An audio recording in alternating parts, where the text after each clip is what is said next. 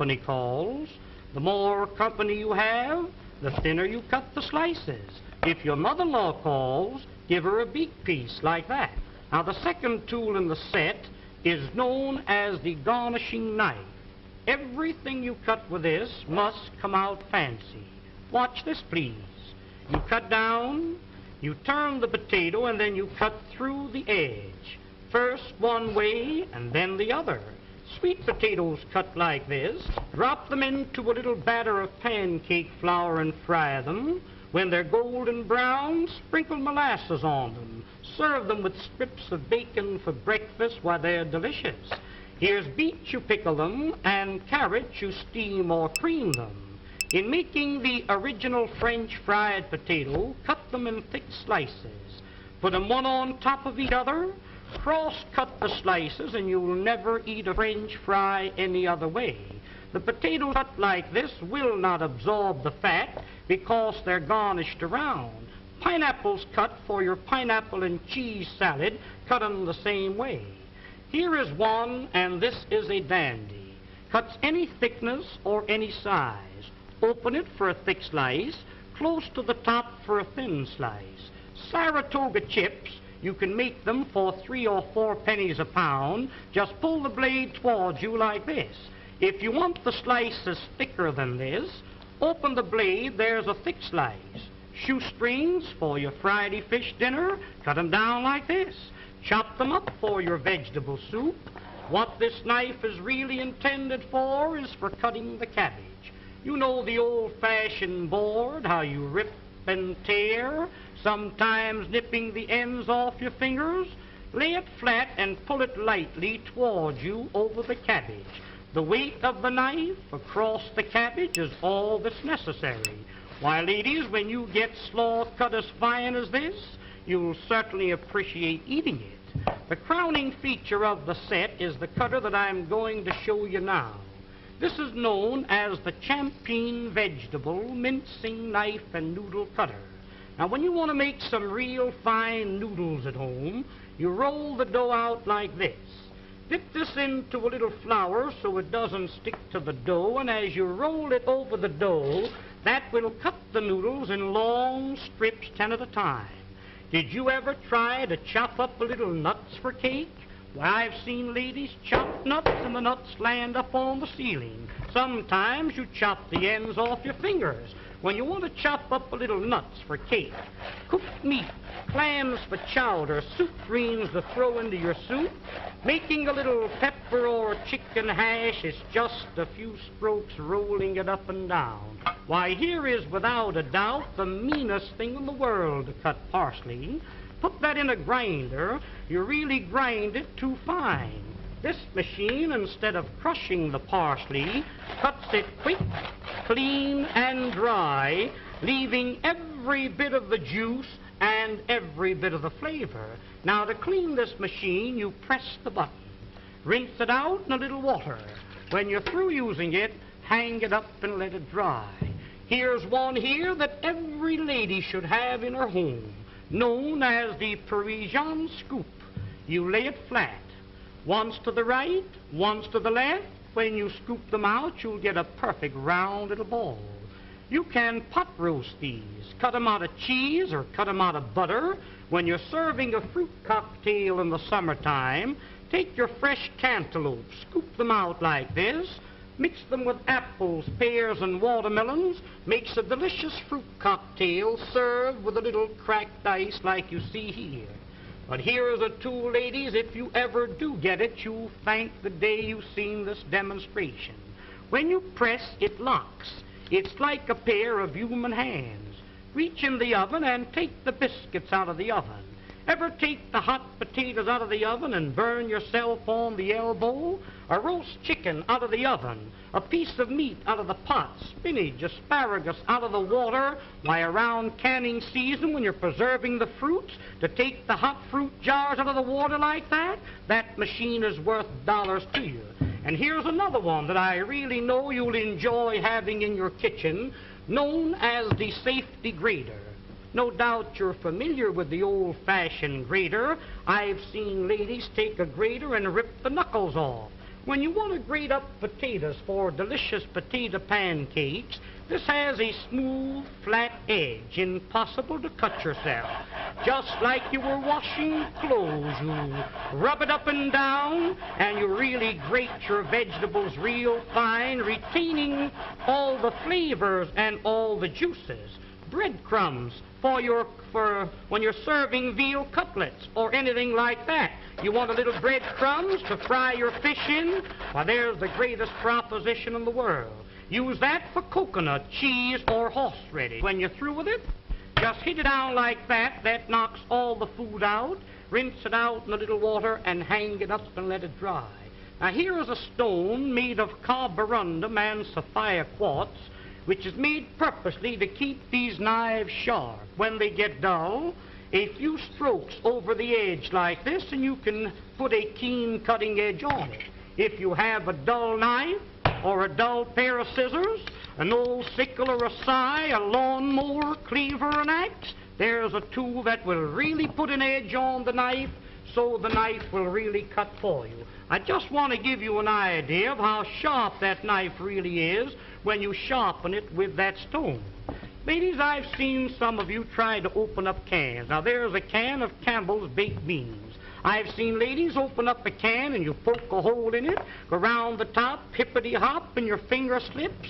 Let me show you a real proposition. Look, lay it on the can, lift up the safety, and turn the key. That locks itself on the can. No harder than you were winding up your watch. Wind up the key and that'll cut the top off of the can slick and smooth. Notice how the end raises itself up in the air so you can lift the lid off, giving you a clean, smooth edge. Now that can be used for sardine cans, square cans or round cans, exactly the same way. Now this tool here, my dear friends, needs no introduction. This will save you on an average of $20 to $30 every year you use it as a peeling knife. Here's a grater for cheese, coconut, or horseradish, a fish scaler for scaling your fish, and when you're coring your apple, it's just a slight twist of the wrist, and there's the apple core. There's one more tool that I want you to see, and I want you to watch this one very closely. Many a times when you're baking a pie, you have a pudding in the oven. I've seen ladies wrap a towel around your hand, and many a times you burn your fingers. Hook this onto the pot like this and lift the hot pots off the top of the stove. You've got a pie pan in the oven? Get a hold of the pie pan like this. Why, you couldn't get it off with a team of horses. This will positively lift 100 pounds. There's a pail of water weighs 50 or 60 pounds. That's the way you pick it up. But there's one more tool. I'll be all through and I'll be finished. Oh, now the next tool and the last one is what they call the Sarah Bernhardt cutter. This was invented by the head chef of the Imperial Hotel in the city of Berlin, Germany. You place the screw into the center of the vegetable. Twist the vegetable until the threads catch a hold, then you wind this up.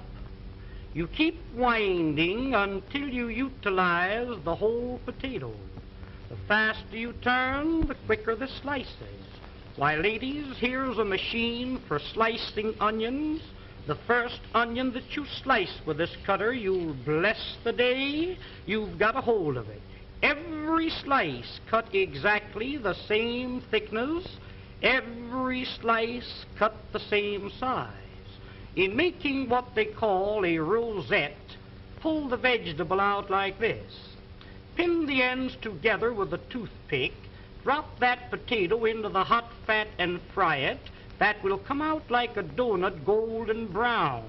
If you're serving a nice fish dinner, a little parsley goes in the center with the fish all around it, makes a very appetizing dish.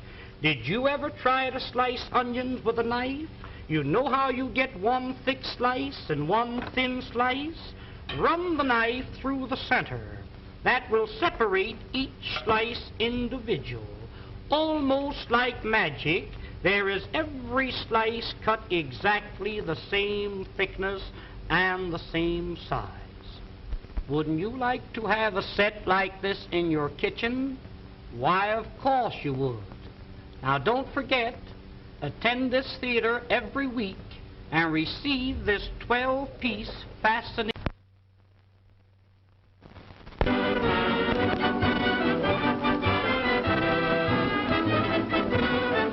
Ladies and gentlemen, the management of this theater takes great pleasure in making this announcement.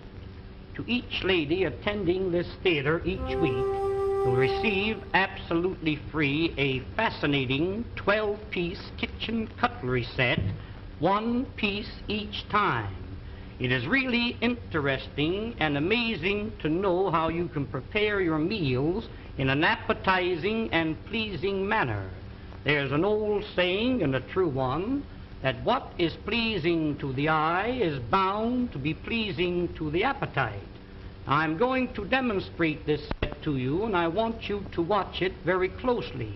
The first cutter that I'm going to show you, now this first one is known as the Parisian cutter. Wind it through the potato like a corkscrew. When the cutter appears on the opposite side, pull the cutter out. Place the handle in the center and twist it out. This is what they call a French curl. When you fry these, they come out like donuts, nice and brown. Serve them with your steaks or pot roast them.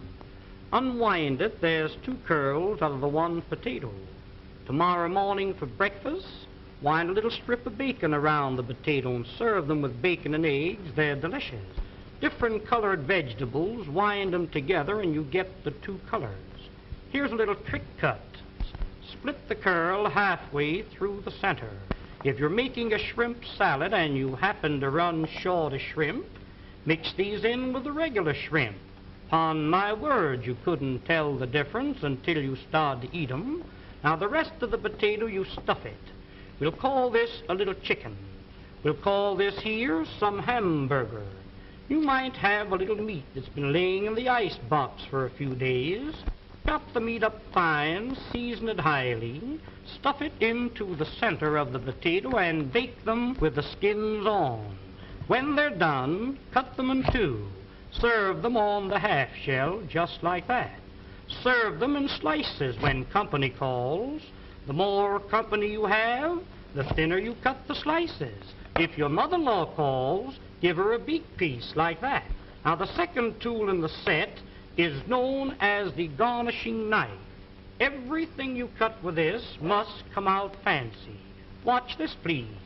You cut down, you turn the potato, and then you cut through the edge. First one way, and then the other. Sweet potatoes cut like this, drop them into a little batter of pancake flour and fry them. When they're golden brown, sprinkle molasses on them. Serve them with strips of bacon for breakfast. Why, they're delicious. Here's beets, you pickle them, and carrots, you steam or cream them. In making the original French fried potato, cut them in thick slices. Put them one on top of each other. Cross-cut the slices, and you'll never eat a French fry any other way. The potatoes cut like this will not absorb the fat because they're garnished around. Pineapples cut for your pineapple and cheese salad, cut in the same way. Here is one, and this is a dandy. Cuts any thickness or any size.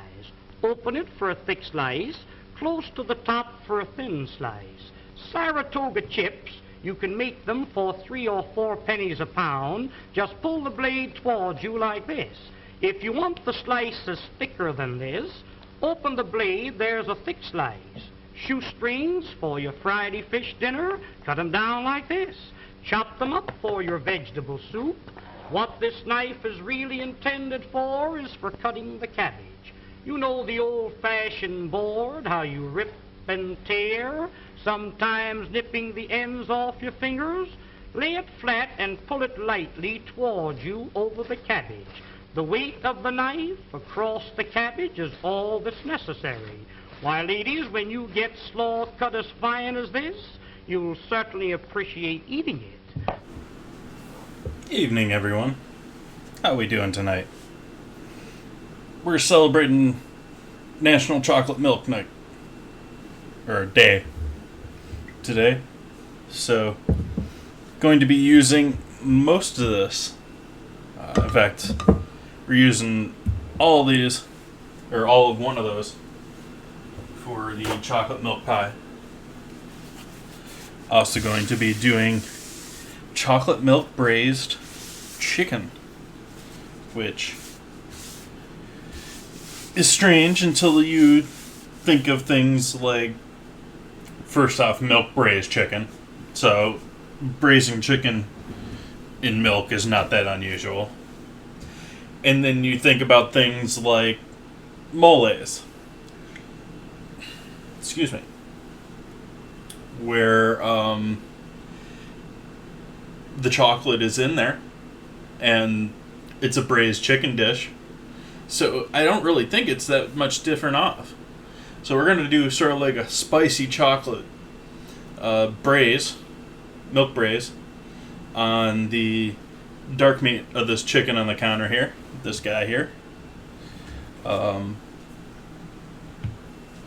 And since it's technically not yet Noodle Week, but I'm starting to celebrate Noodle Week now.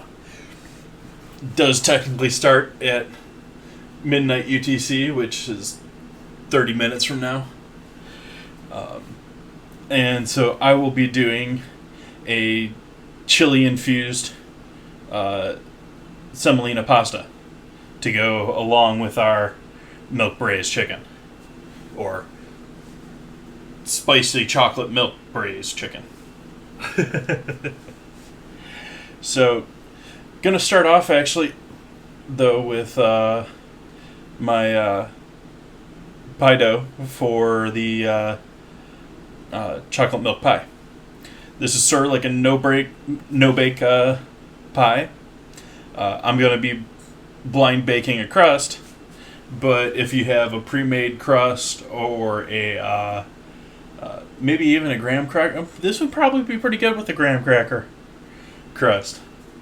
But I'm gonna make a simple 3-2-1 pie dough.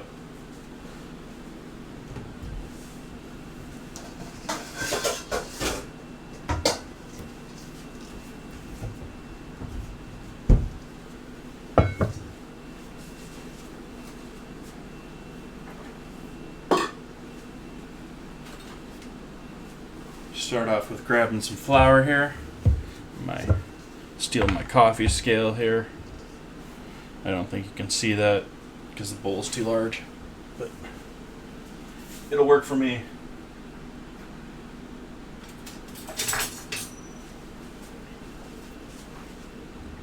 Oh, music.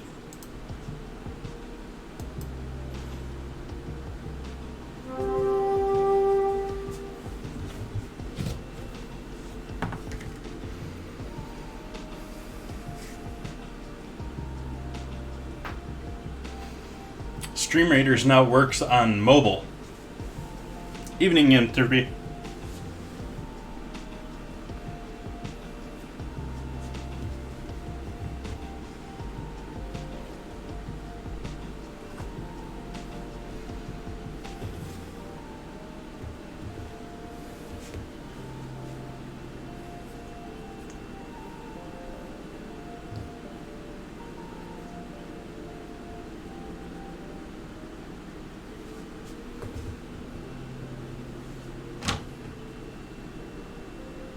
There we go. I misspoke. I wanted 6 ounces.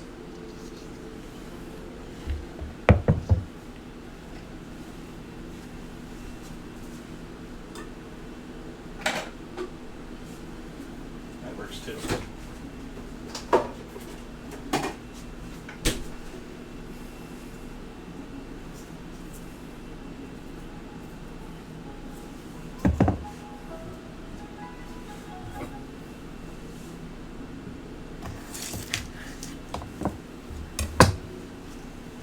Three ounces of butter.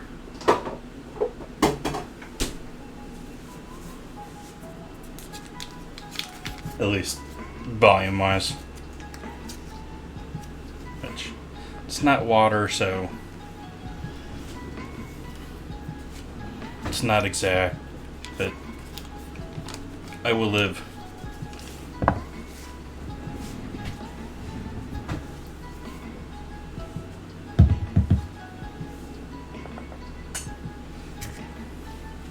Cover back on the flour, though I'm definitely going to need that again.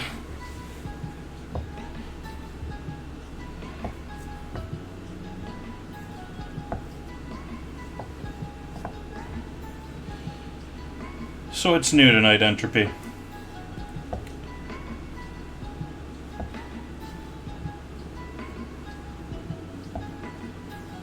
Not much interesting's happened here in the last 2 days myself.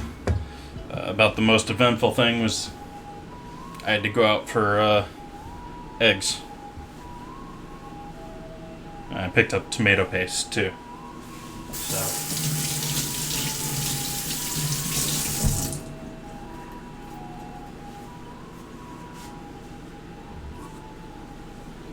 Oh, that's such a tragedy.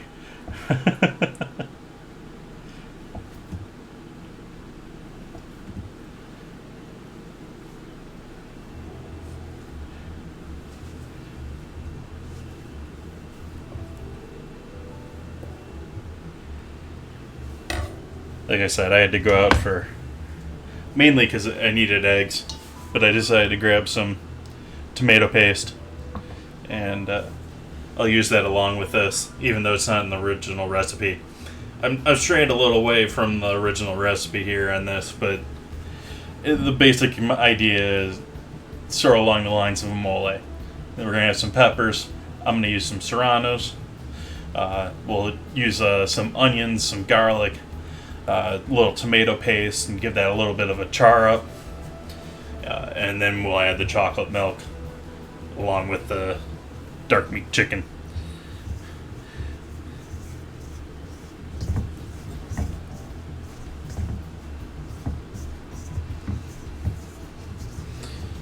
Let's start working some of this butter in while it's still cold.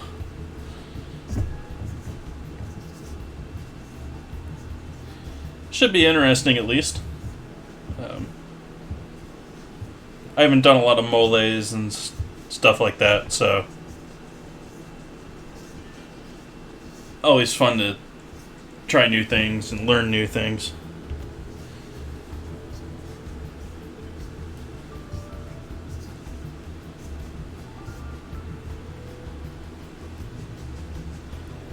Although thinking about the filling, I want to put this guy in the fridge because we want him as cold as possible. The other one we're going to be cooking with, so the other one, the pie filling is going to be essentially just a cornstarch thickened milk, sweetened milk. I was thinking of doing an egg custard and just keep it simple.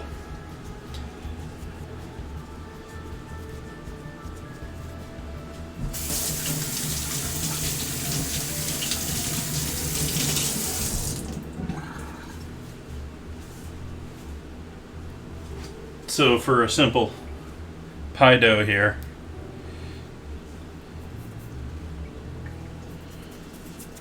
we've got the 3-2-1 ratio here, which we've got 6 ounces of flour, 3 ounces of butter.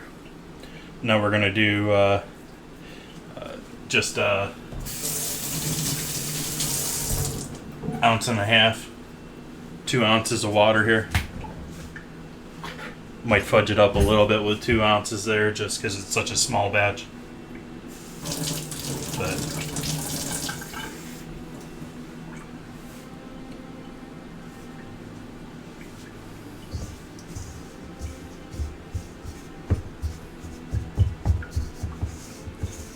and a pinch of salt.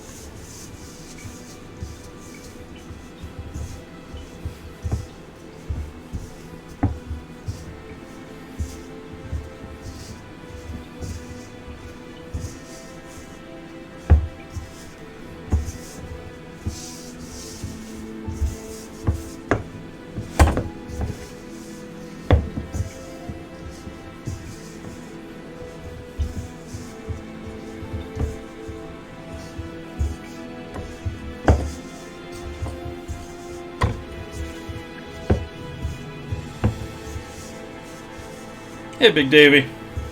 How you doing?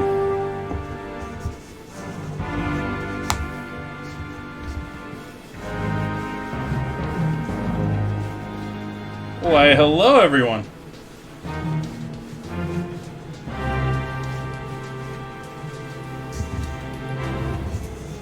Thank you for that raid, Andrew Cooks. Big Davy, what were we doing tonight? Big work day? Welcome everyone from Andrew Cooks. What were we cooking tonight? I am just sort of getting started here. I've got the beginnings of a pie dough. I don't want to work too much work here.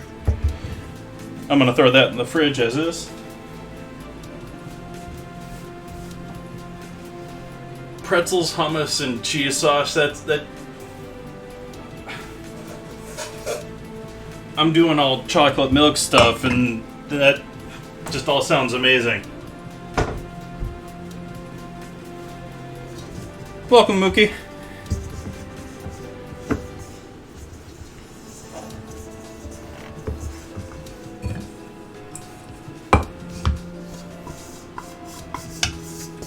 So this is just a basic pie dough for those joining. 3-2-1 pie dough. We'll give this another knead when we go to, or another fold when we go to roll it out. But this should be just basic pie dough for our chocolate milk pie, which is going to be a cornstarch thickened, thick chocolate center. Could be a no-bake pie if you don't do your own dough, if you could do a pre-made dough. Also going to be doing chocolate milk braised chicken, or rather spicy chocolate milk braised chicken. Got a chicken here they're going to butcher up here in a little bit. And the dark meat I'm going to be cooking with a combination of serranos, onion, garlic, a little bit of tomato paste. I'm going to cook that all down and then add our pre-browned dark meat in there and chocolate milk, and then allow that to simmer for a good 30-40 minutes. It's something that I came up along with here because of today being National Chocolate Milk Day. So it's a combination of milk braised chicken, which is pretty common in a couple different cultures, and chocolate, which, I mean, if you think of mole, it's sort of like a play off of a combination of milk braised and mole.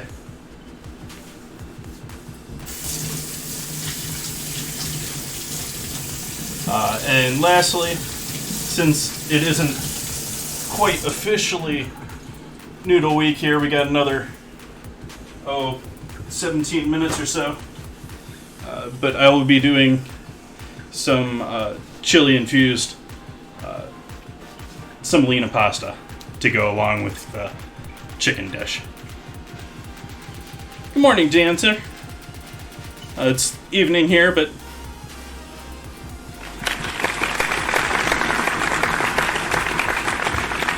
thank you for that follow, Suntail Fox. Okay, that morning.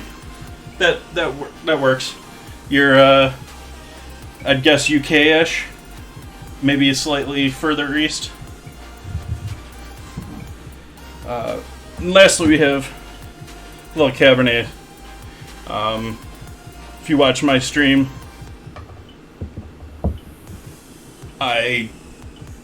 about 2 nights out of the 3 I do a week, I'll have some sort of either mixed drink, or I do a lot of cheap supermarket wines, so like affordable but not outrageous. Welcome, Dancer. Thank you for that follow. So let's see, we got our dough ready to rest. We'll put that in the fridge. Get going with our chicken here.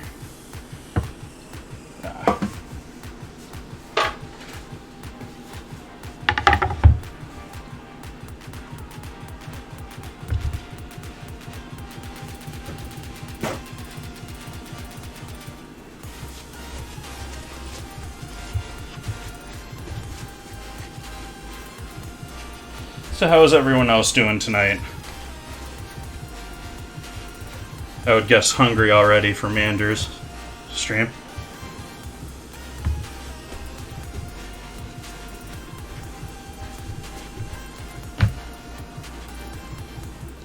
No bag of goodies in here.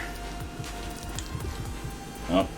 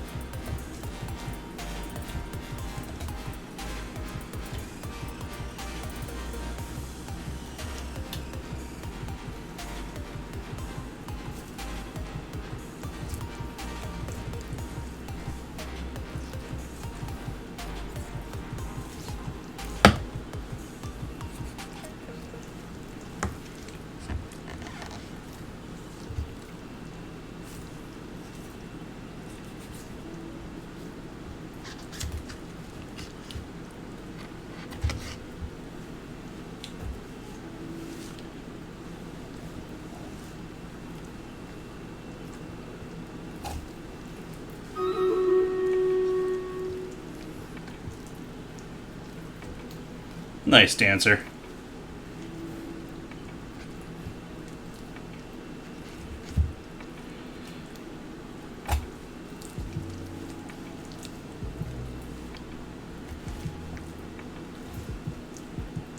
Yeah, I don't miss the late nights.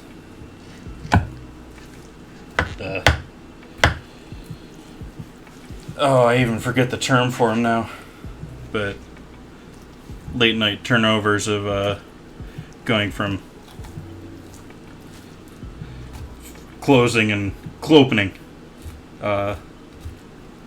doing brunch the next morning. Always so fun.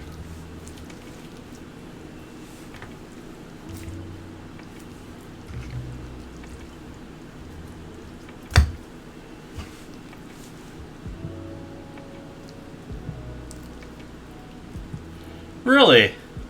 I think it would be I'm the original idea of chocolate milk and chicken. Okay, I can see that as not being something you enjoy. But when you take it in terms of more like a mole, I think it works. Where the chocolate is, while it's big part of the milk right now, ends up seeing somewhat smaller amount of the overall dish.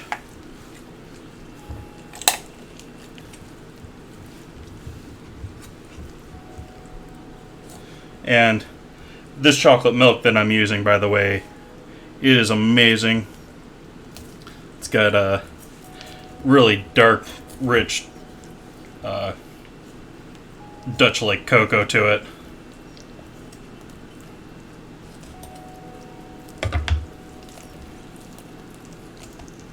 Come on, tear. There we go.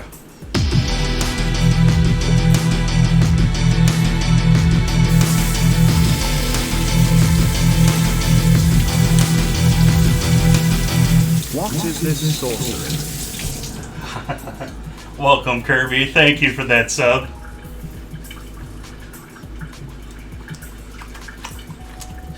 Working on breaking down a chicken here so that we can braise that with some chocolate milk and peppers and onions and garlic. Doing quite well. Also doing a chocolate milk pie and some pasta action. Should be an interesting night. I've been doing some odd combos lately here, but I honestly don't think... I think this one just sounds like an odd combo.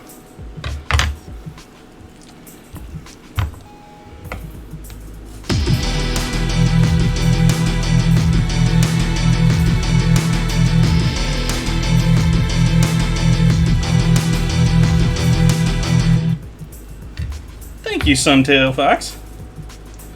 Hey, John. How you doing tonight? Come on. That's pulling apart the wrong point, but that works enough for now. Save the carcass for making stock later.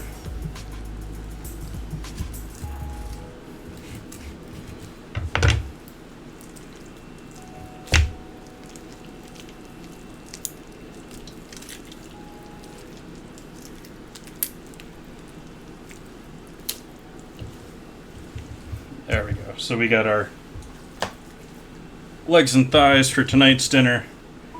We got a couple chicken breasts for later on. Wings and carcass for stock.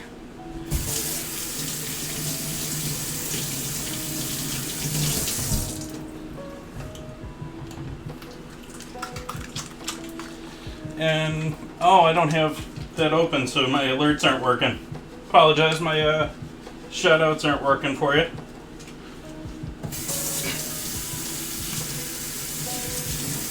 Give me one moment, I'll get that restarted.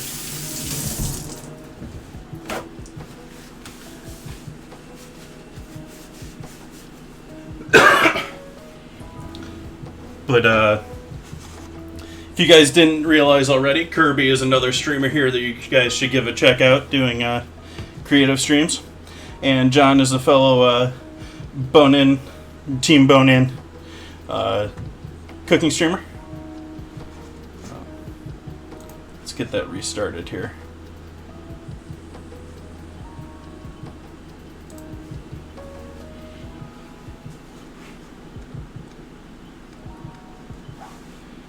There we go. Do I want to separate these? Why not?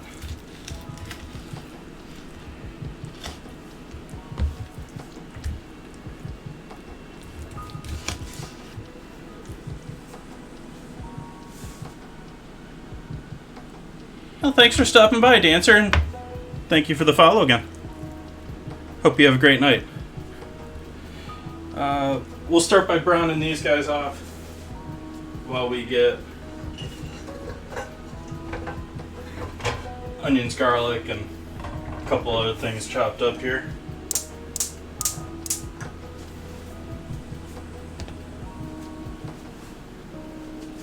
Oh, we got a battle ready to go here.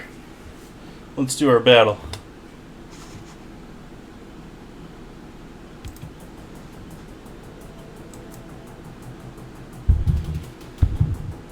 You think we got this, Entropy?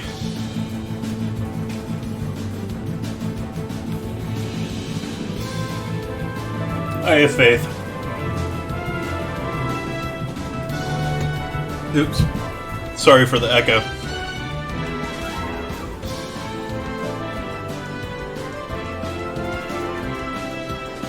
Left my speakers on in the kitchen here.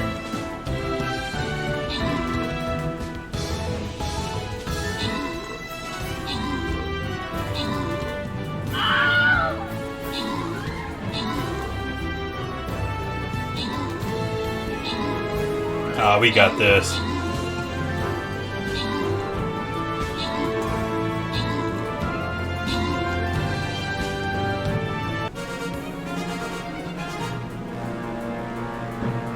Victory.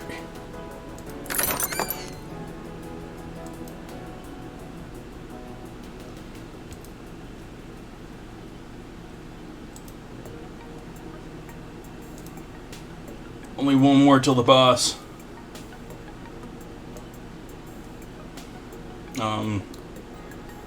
Wow. I don't really want to put it over there. I guess you guys can put them up further out there, but I didn't really think for my guy that was the best place. There we go, there's those shoutouts.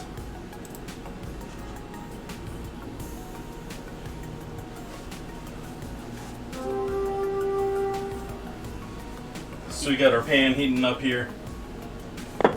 Throw a little sunflower oil in there.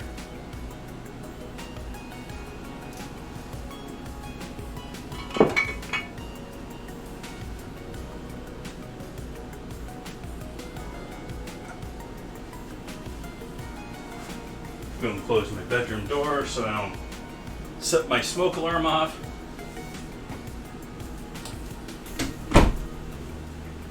There we go.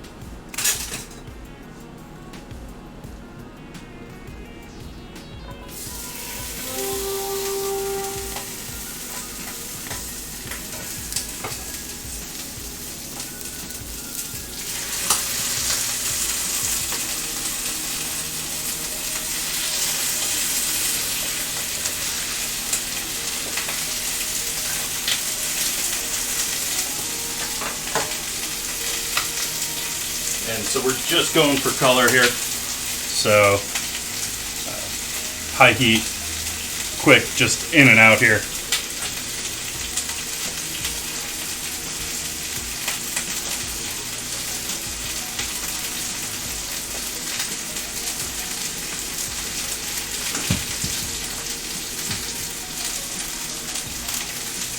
Grab myself an onion.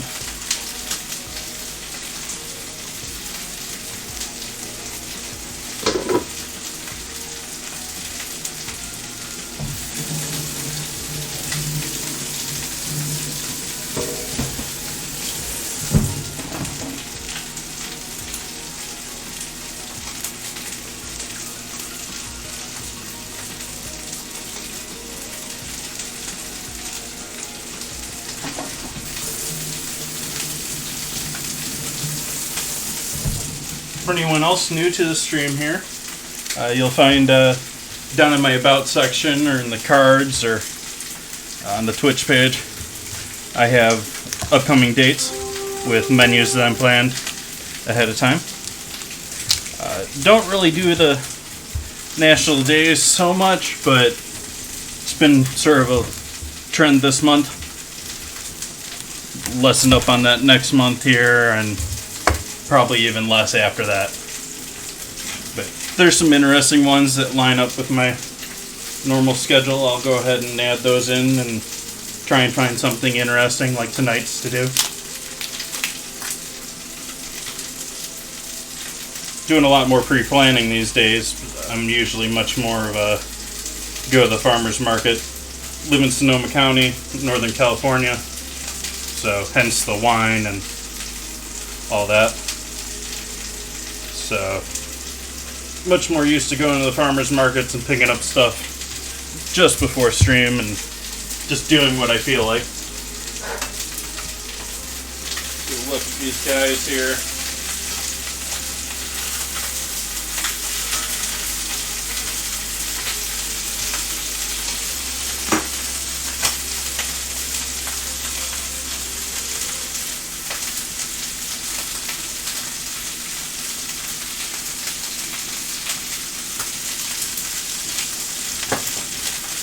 Normally work with kosher salt, but I've got fine salt right now. That's all I got.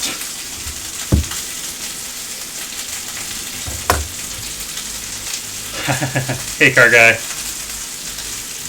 How you doing tonight?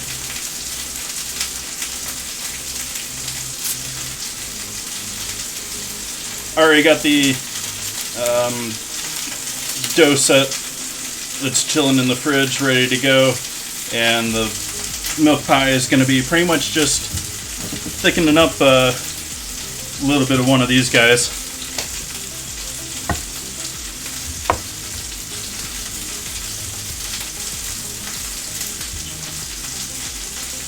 Should I dice this? We'll do sort of long pieces.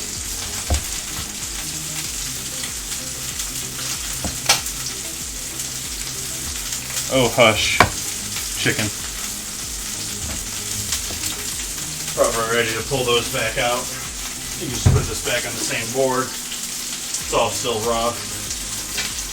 We were just getting that nice color on the outside there.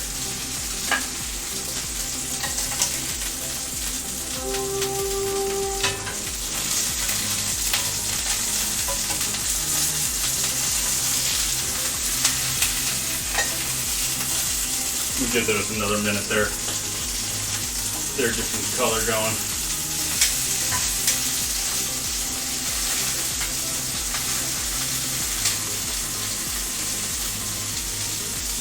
So I am going to cut this mic off. You turn on the fan there.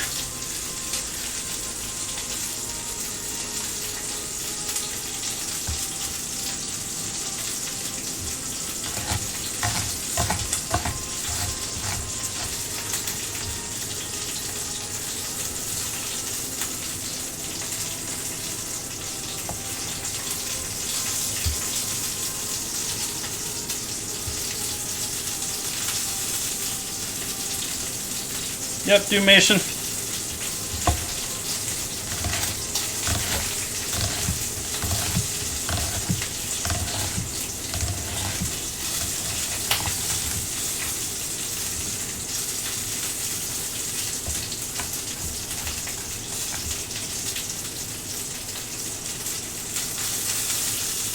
Me too. I need to turn them again though.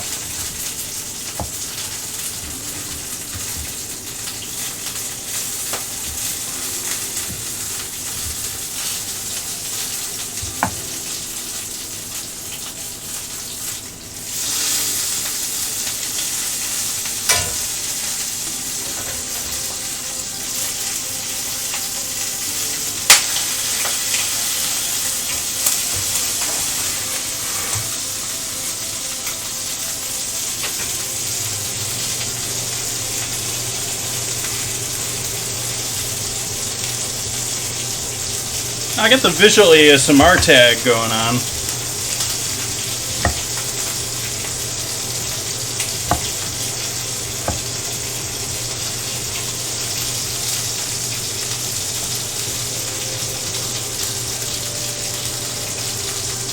Oh, they're not too expensive, Doomation.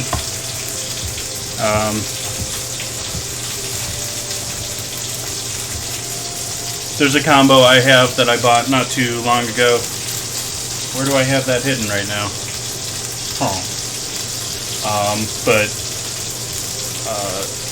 Top and a bottom from well-known maker of cast iron pans. About $40 for two of them.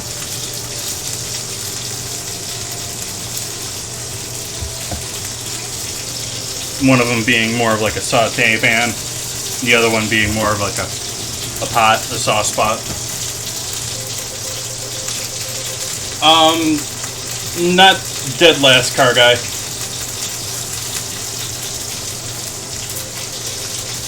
But it's sort of two parts. I'm gonna bake the crust, and then I'm gonna make the filling much later on after the crust is done and cooled. Cut the heat here.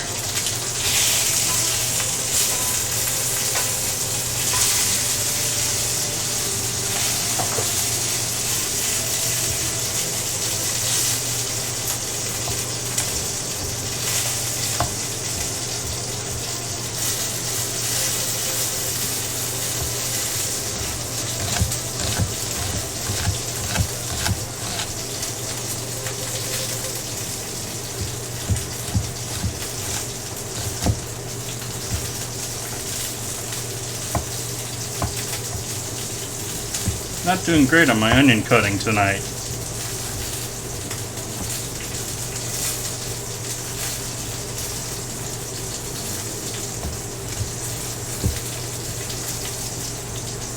Oh well, that will do.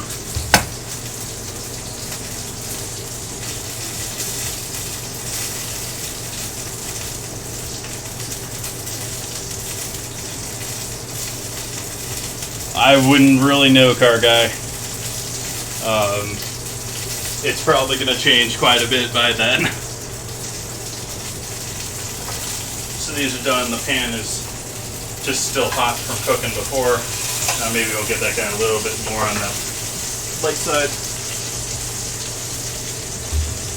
Get a couple of cloves of garlic.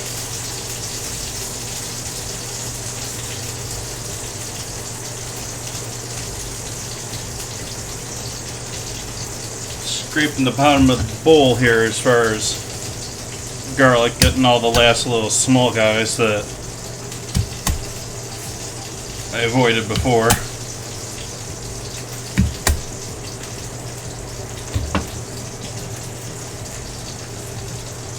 Nice. Where's Indian this weekend?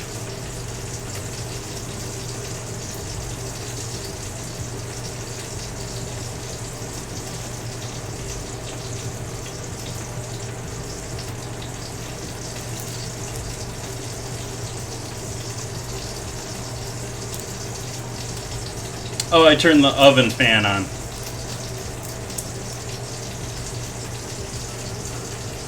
So I cut one of the mics off.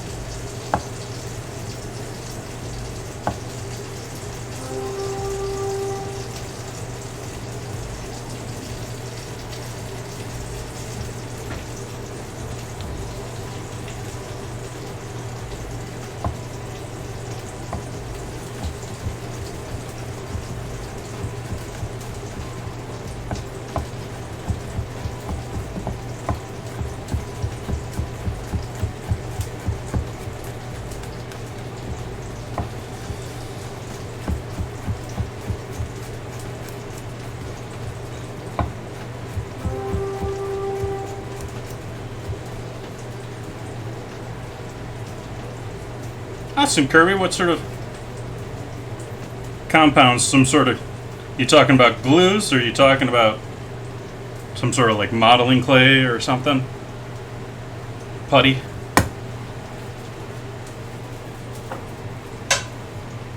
Alright. So, chicken's not done, but it's got some nice color. Heat back on.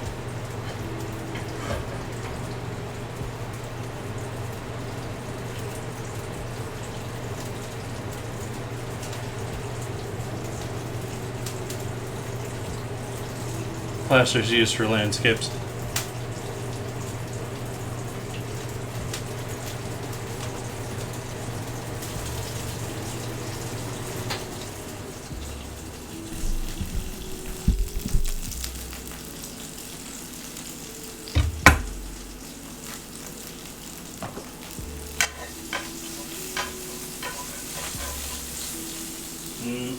Love the smell of garlic.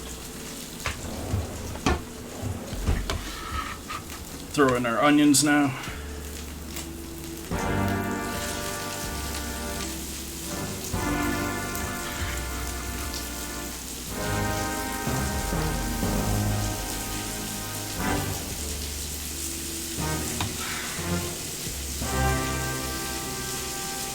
Welcome, Metro. Welcome, everyone.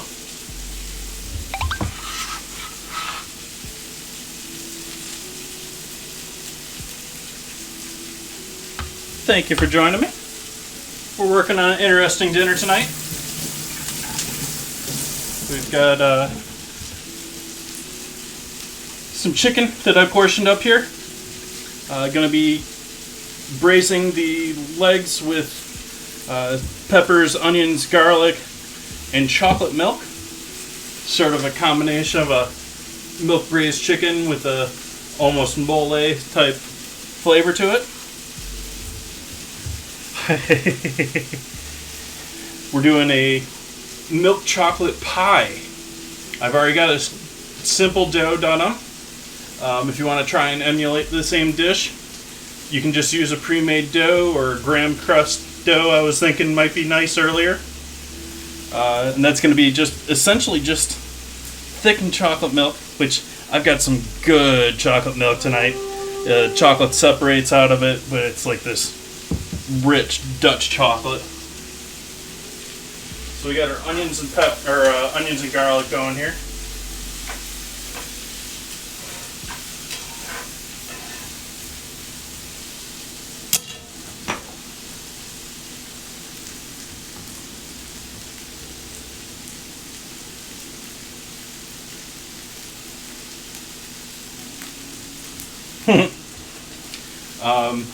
Also got, if any of you guys are not familiar, we have Stream Raiders going on. That's up over here, the timer over there. There's a link here in chat every once in a while. Or you can go to streamraiders.com/t/chefjt. And we're running a battle every 30 minutes. And you can put your characters on there. Join in the game. There's a whole bunch of other streamers that are doing it. They just added a mobile version here this week.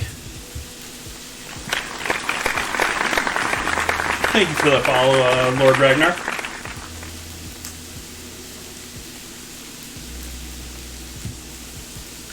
So let's grab a couple serranos. Wherever those are hidden. Way in the back, of course.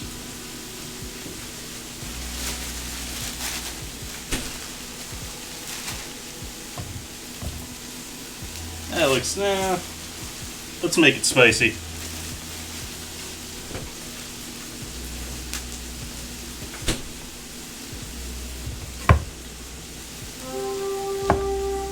Yep, these guys got a little age to them too.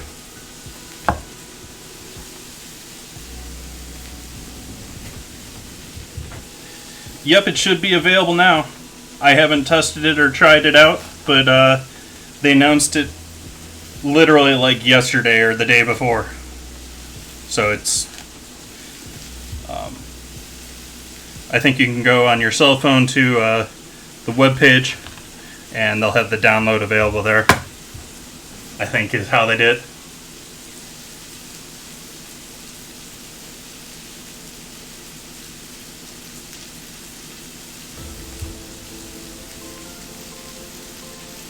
I believe both.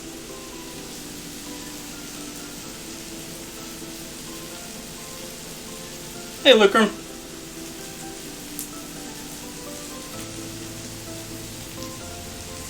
Just giving them a quick remove all the seeds with my thumb there.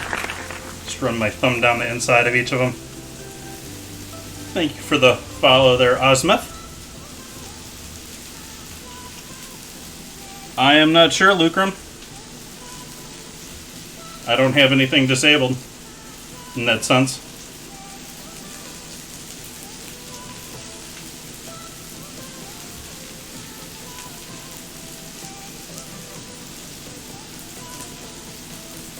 I want you guys to join me. Post all that good stuff.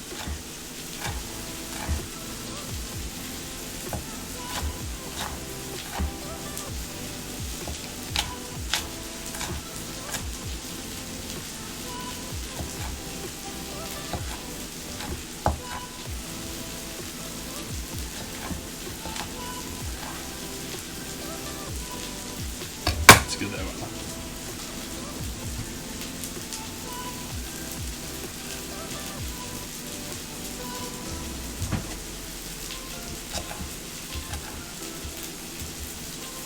And if you haven't guessed, I have a pull-out compost right here. So.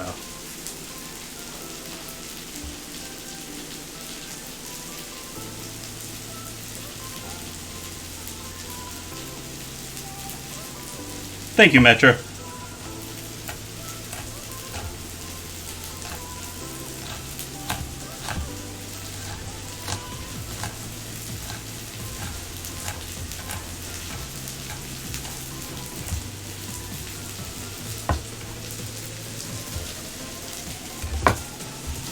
Throw this in with the mix. Give this all a good stir up here. Those onions do need to be stirred.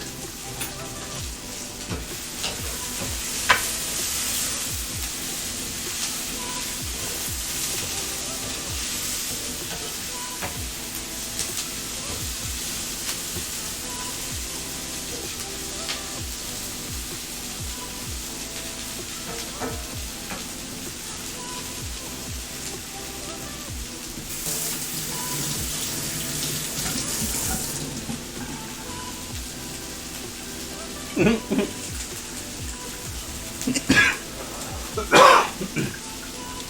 that from the, or no, that's someone else. Oh, it's Andy. Okay. I wanted to say that that was one of the dinos from the Fox Dino like show.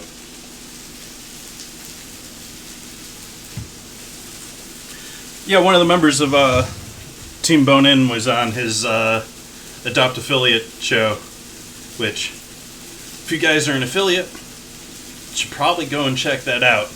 I don't know if it's necessarily my thing, but good way to get some publicity, I would think. It was sort of interesting. I watched it just for the little while.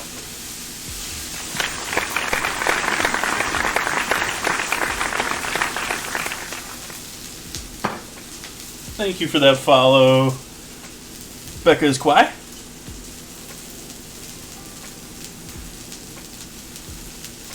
So that's going good here. Gonna take a little tomato paste and add it in here as well. So this will be our base for the chocolate milk.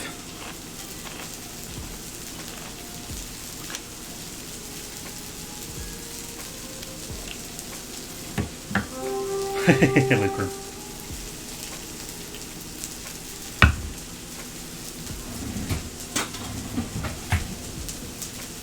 I got a small spoon here somewhere. This gotta work. A little demi-toss spoon.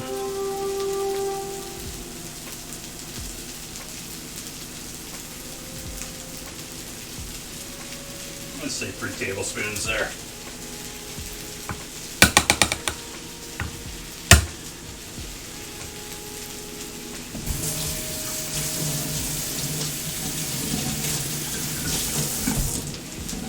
It's a home kitchen, so I'm going to get away with just wrapping that with plastic and throw it in the fridge. But if you work in a commercial kitchen, you're supposed to take it out of the can.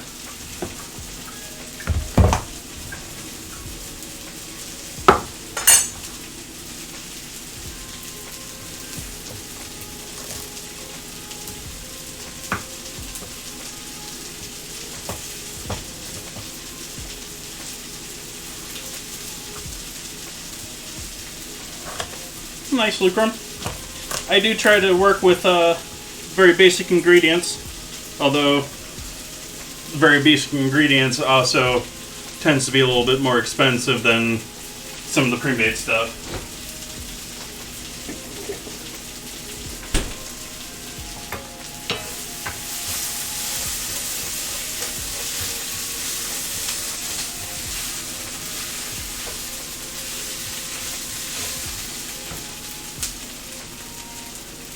Turn this down just a little bit there. We're about medium-low right now. Give that a hit of salt. A little MSG.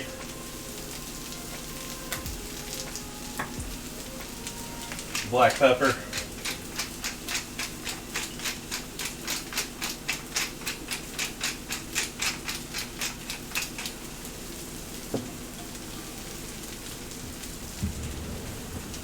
And heavy into the paprika and 2 types of chili that I have here. I have ancho and New Mexico style chilies.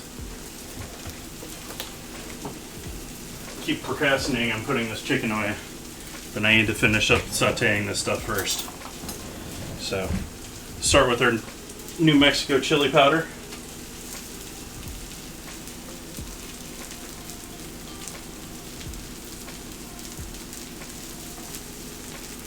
Good tablespoon worth there. Or a teaspoon, rather.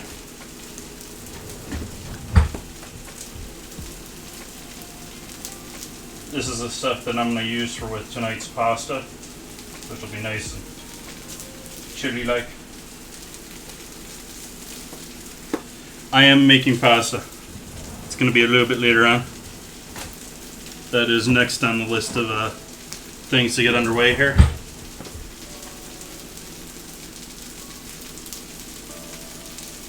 Nice. And lastly, our paprika. which I'm using a smoked paprika, so that'll give us a little bit of smokiness in there too.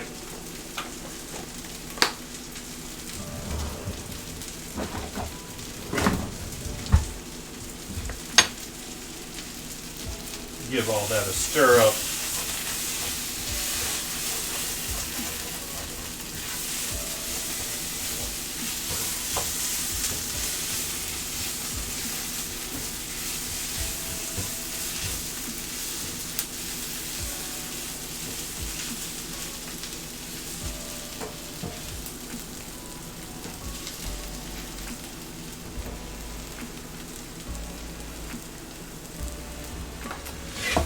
Bag up these onions. Got another 2 minutes till our battle. Just about perfect to get our wine open. So, save the chicken breast. Actually, I should do that in a smaller bag.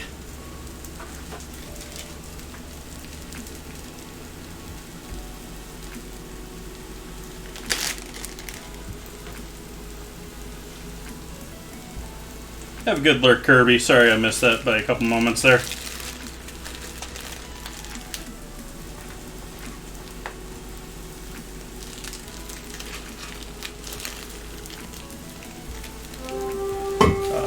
Anyone else that is liking the cooking stream but hasn't familiar with all the cooking streams here on Twitch, I'm a member of Team Bone In, which is a team of just culinary focused streamers, and they have over 80 people participating in the next week making streams about noodles.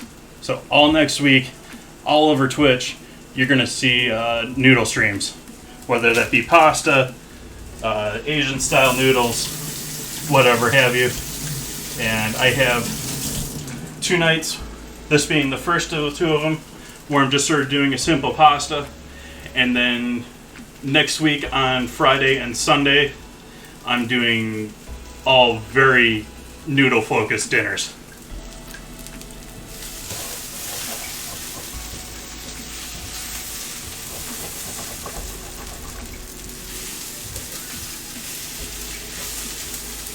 Okay, so we got our heat down to sort of just barely a boil. My range sort of goes from a light boil to a proper goes from nothing to a straight light boil. There is no like simmer setting, so we're at a light boil.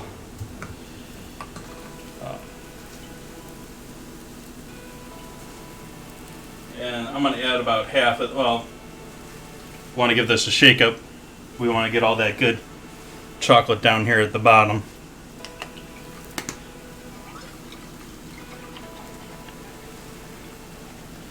Lucrum, I would think very carefully about that with things that have happened recently in the world.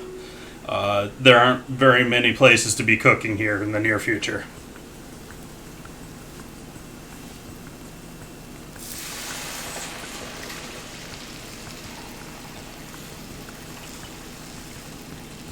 We got about half of our bottle of chocolate milk in there. And we'll switch to we'll keep it with the spoon.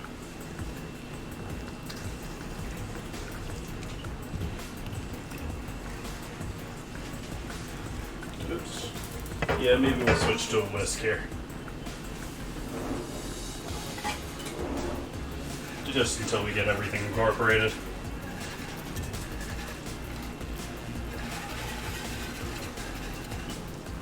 Apologize, I can't see chat when I'm over here working on the stove.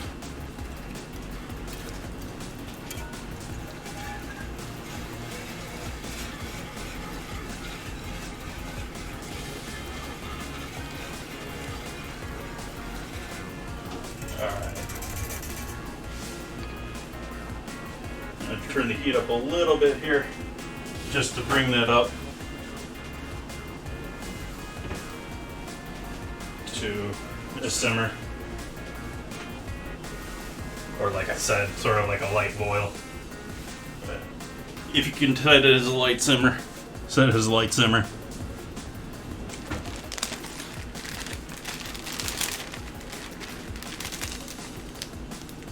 That's sort of the oddity of tonight's stream. Yes, you can cook with chocolate milk.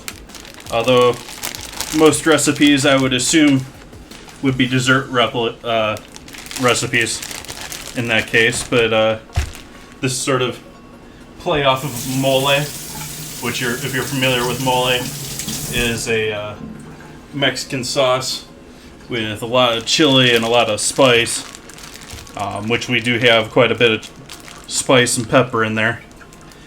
And the chocolate just sort of helps in the background. It's almost like people make, I'm forgetting the name of the gravy, but a very common gravy is made with coffee. It's just a good background flavor.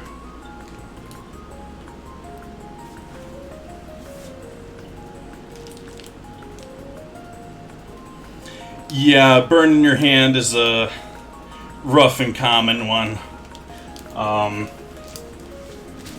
It's not fun. I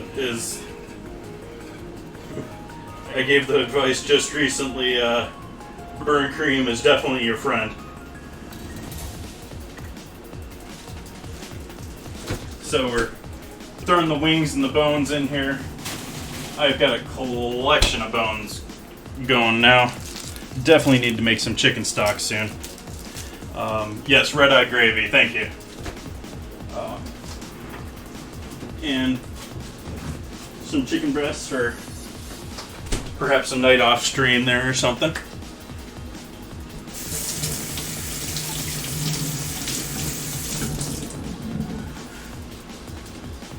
I have no idea, Metro, but I've had Neosporin treat me well a couple of times. But those have been, most of mine have been more serious burns, but like really small ones.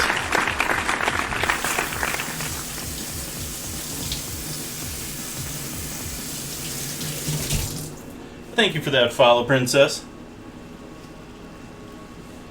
So we'll give this one final stir up here. Serve a thick sauce here, and ooh, wow, I can smell both of those serranos and that like Dutch chocolate. Might want to add some like spice to that some later on. Finish that off with, make it more of a Mexican style chocolate. But add our seared chicken back in here. Are still raw, but seared.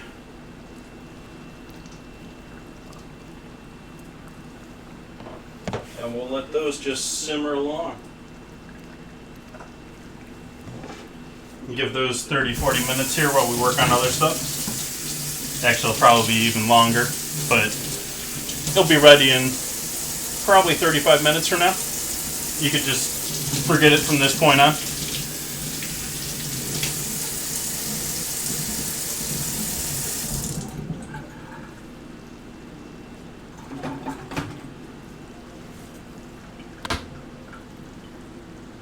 Mint makes sense. You can use toothpaste for all sorts of weird things.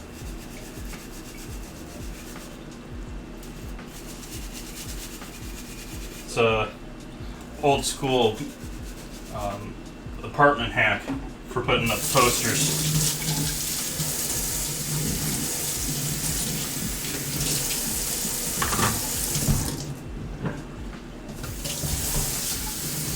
So if you leave it up long enough, it'll stain things.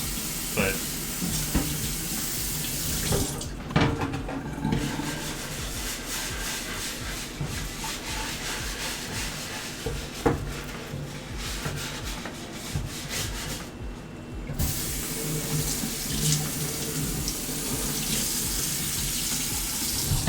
and if my landlord's listening, no, I don't have any posters up with toothpaste.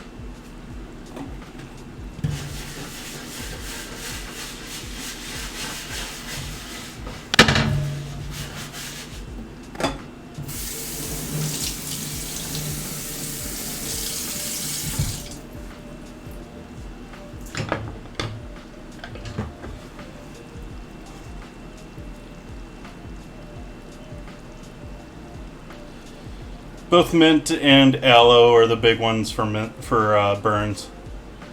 But you definitely want some sort of thick ointment over it. It'll help block the air from it, which will help kill the stinging and anything else they mix in.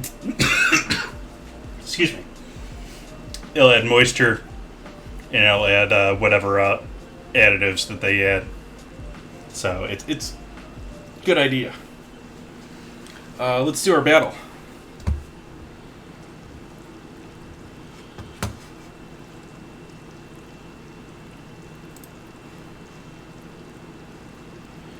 All sorts of guys with us tonight. This one's gonna be a easy one. We got this.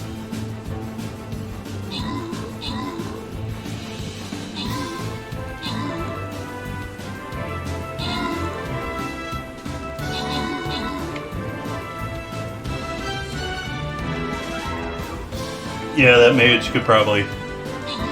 Is that a mage or is it a monk? The monk could probably take it all by itself.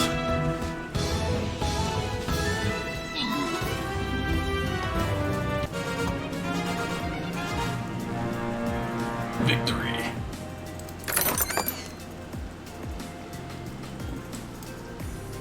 Grats entropy and Nith.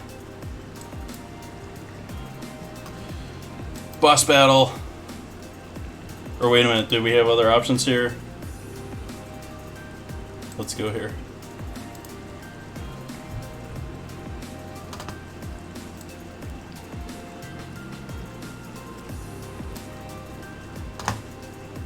Alright.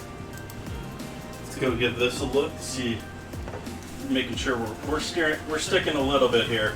So I think I want to add a little bit of moisture in the pan other than this. Allow it to reduce.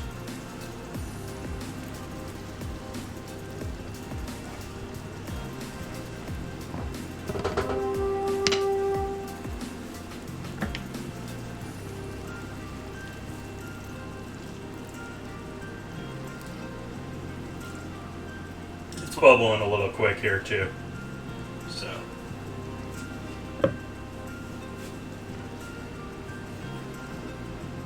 that's a little bit better there.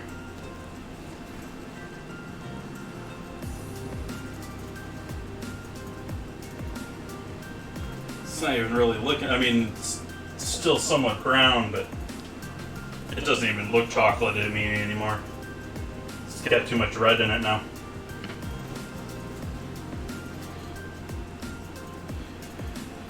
Okay, so rest of this is probably for me later on.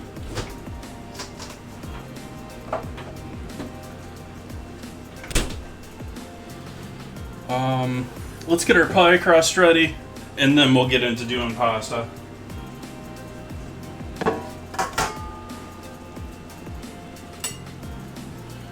That's good for that.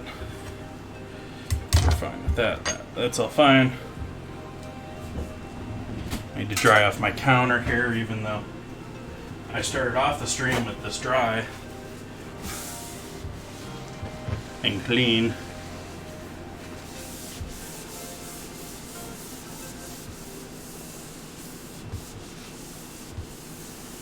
Okay. Let's move these apples off of the stream. They're pretty, but they're blocking the view of me working on the dough.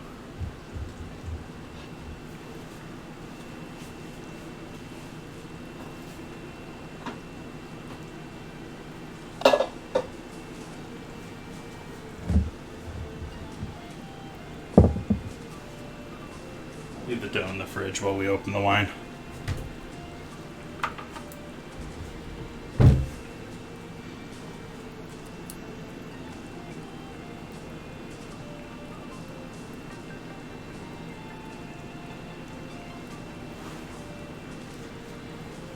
Thank you, Lucrum. Although I'm just now noticing that you told me that. Yeah, I noticed that I left it on the wrong screen there. Apologize for that. I have a little bit of that bad habit.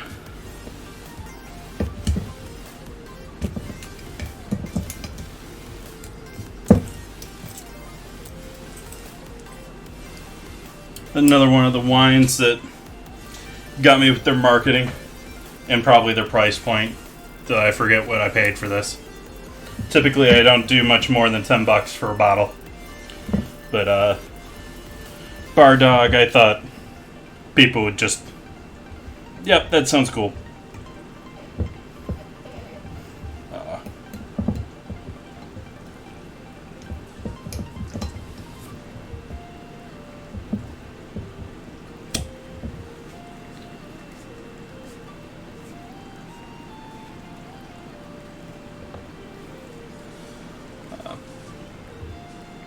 Particle board cork as usual.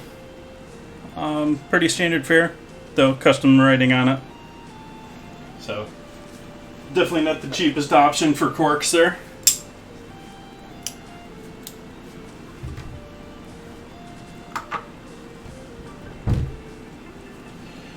And let's see here.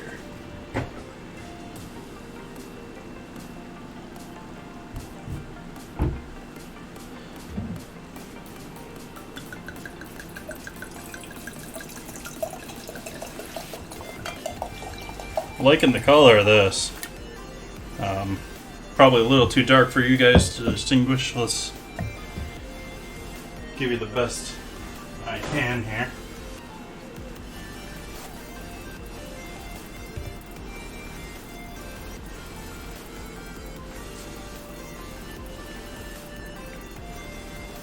You can't even see through it there, but I can see through that wine pretty well. For a red. It's a cab, so it should have a little spice to it. It should have a decent amount of oak to it. Well, a lot of them have a lot of oak. It's definitely something you sort of have to acquire a taste for, Lucrum. But once you have a good wine, which by itself should be an epiphany, they're rare. They're not quick that you find. And then if you find one of those beautiful wine and food pairings, which is another entire epiphany in the world of flavor and food, you'll be hooked searching like I am.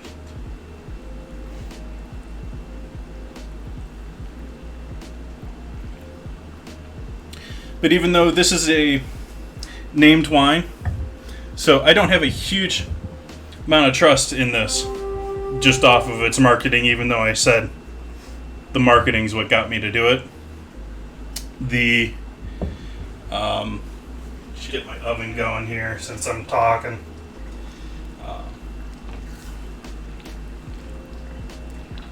I'm going to turn this down a little bit more.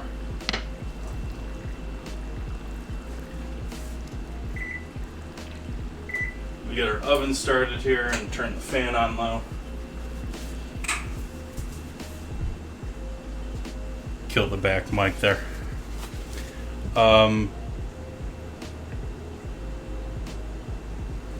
That's part of it, kitten. But there's some things that you can know about that will help you in that. There are things about this that this could be a great wine. There are great blended wines, and there are great blended wines that are a great value. However, you're very unlikely to find this again next year.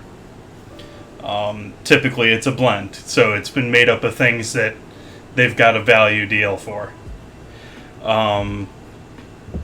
Whereas in comparison, say, this one,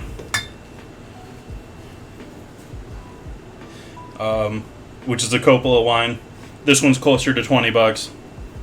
And it's a little bit older, but this is specifically from Sonoma County, so the grapes are all coming from Sonoma County, and I would guess later on he has even other, nope, he's just limiting it to Sonoma County, but this is one of his larger productions. You go to any of these big name vineyards, and you not only have what you'll find in the supermarket, which they're mass selling, but you'll find much smaller ones, and you'll find ones from specific vineyards. And then you can find ones from specific vineyards for like decades, regardless of who's producing it.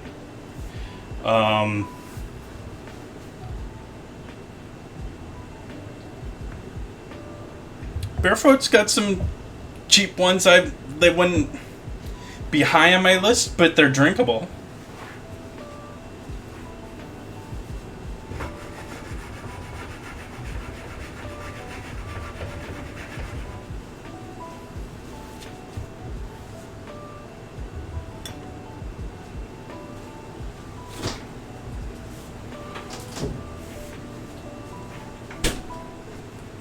But I will tell you that Barefoot is what someone buys when they don't know what they're buying in the wine section. Because it's a known brand it's a supermarket. It's the epitome of a supermarket wine. Not to bash on you.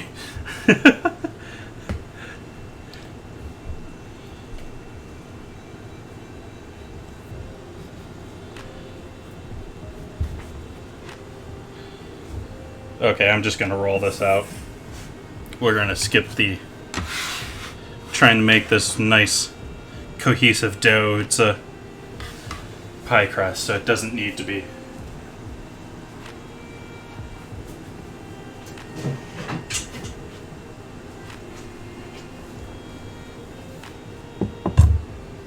Switch over here too.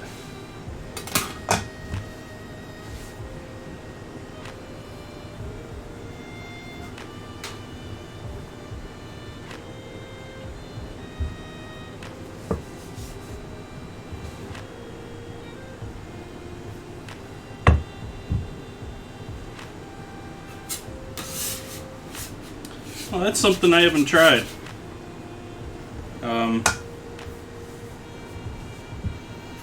I know that there are much better kosher wines out there, but my mind still goes to Manischewitz.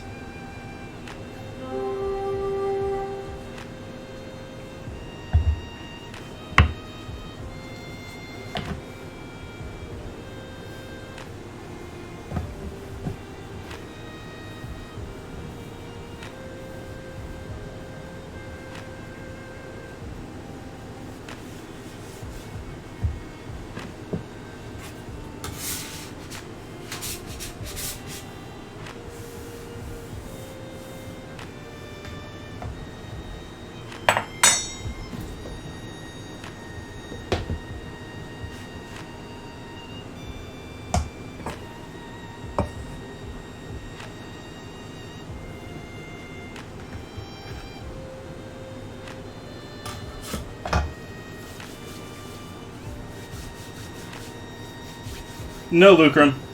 I did, but many don't. Many, especially if you're not in the U.S.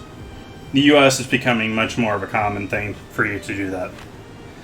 But especially if you're in Europe, you're going to work as an apprentice. It's an apprentice craft, especially internationally.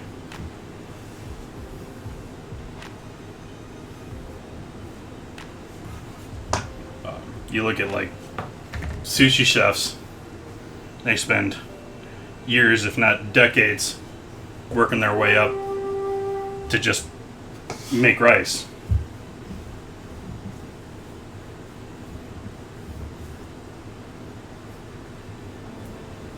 Well, like I said, Lucrum, I would think about it really heavily right now.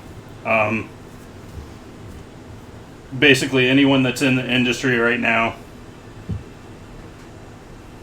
is not enjoying their job or doesn't have one. And that's not going to get better quick. We also have a lot of things in the restaurant industry that are working to consolidate the market. So, it's going to be hard finding jobs in the industry.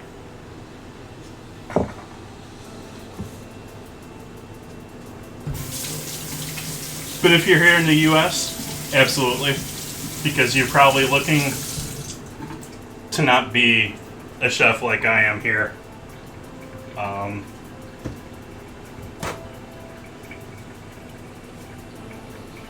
But I'd recommend you go out and get a cooking job first. Work somewhere for 6 months before you drop umpteen thousands of dollars and an education for it. It's not an easy career path, even without what I said. It's going to be really hard finding culinary jobs.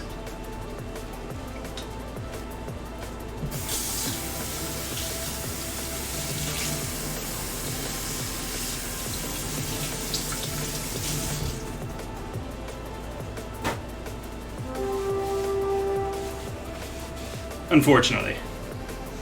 It's just a reality of what's going on right now.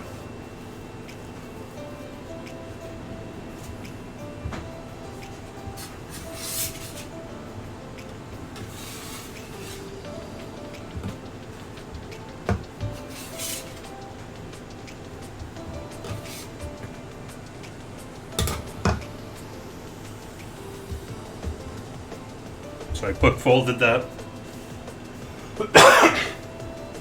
Let's switch to oh no, that's what we want on.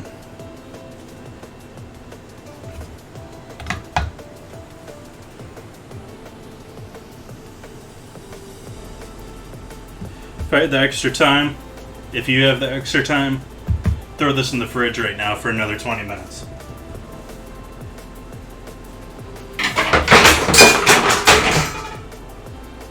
I meant to do that. That totally wasn't me mistakenly dropping half of my strainers in the bottom level.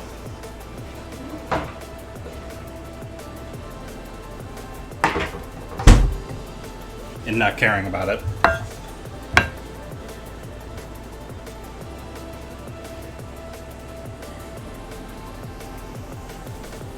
Well, the pandemic is the now issue. And what it's expediting is all of these to-go services and all of these delivery to home. And what we have now are, I keep complaining about it, sound like a broken record, but what you call either ghost kitchens or cloud kitchens, or there's another term for them. And essentially it's one kitchen, so you're only paying for the equipment, rent, and employees for one place. But online, it's 4, 5 different places. And they're places that, all of a sudden you're able to have delivery from, even though there isn't one near you.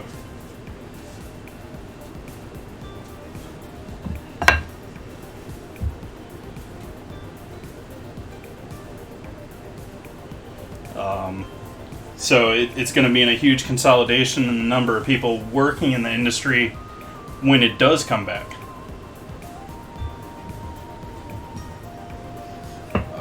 I also suspect that they may be a little bit further out now, more like 10 years out now, but autonomous vehicles are going to do the same thing to the industry. You're going to have fast food companies that immediately realize, okay, I can build a factory and a maintenance building, and I don't have to deal with rent, I don't have to deal with employees, I don't have to deal with any of that. And they're going to turn them into mass-produced kitchens all over the place. Mobile vending machines. But with Taco Bell.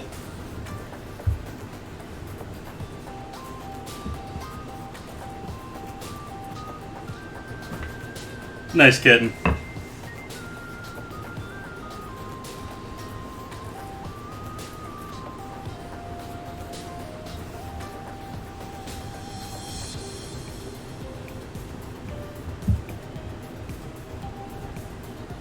And you have some pretty big names behind that system.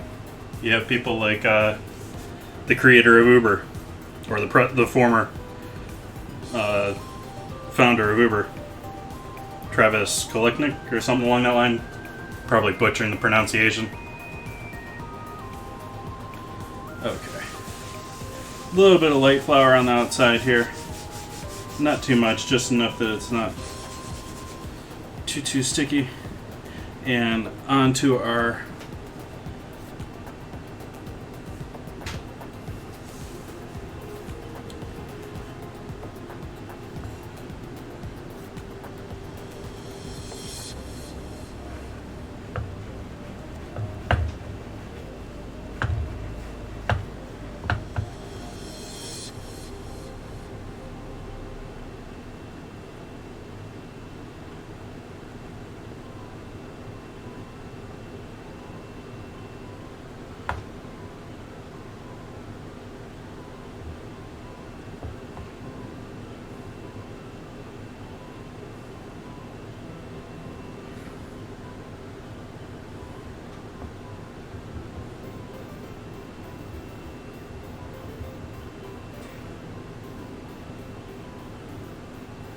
another 10 minutes till our next battle.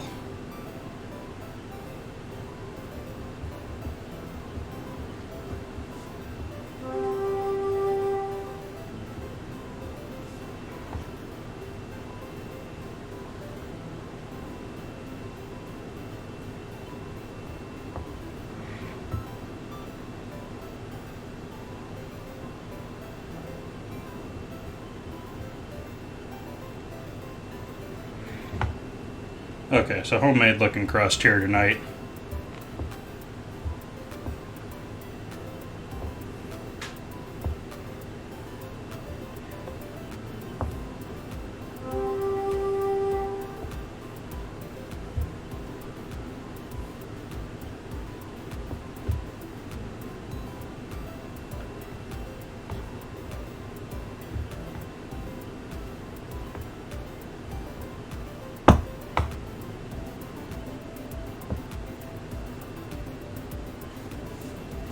Little gap on either side there. Oh well.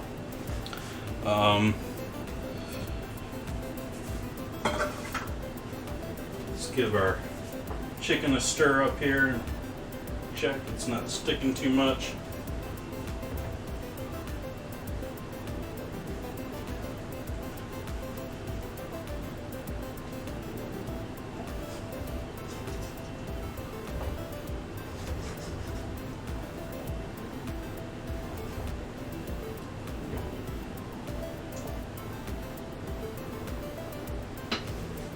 Alright, so this guy is going to go, oh, I have a pan in the oven. I don't want to put it in a hot pan.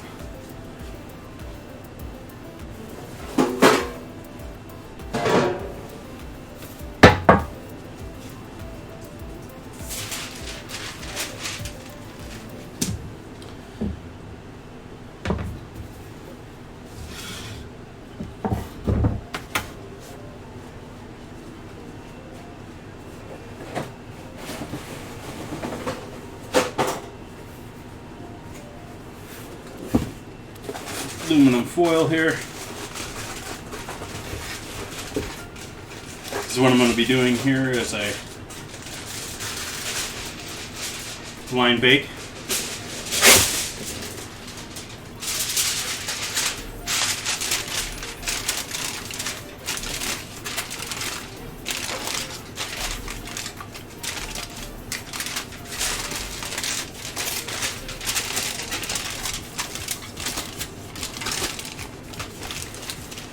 Sorry for the crinkling noise, if that's too loud for you guys. There we go.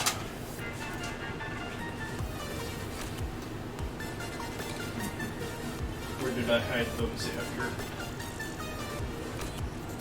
Rearranged my shells and I don't know what I did with my... I hope I didn't get rid of it.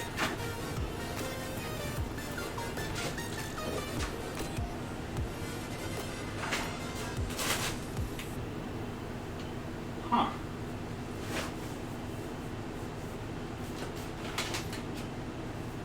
Oh, there we go. Well hidden. In plain sight. Enjoy your lurk. Thank you for joining us today. I hope you have a great evening.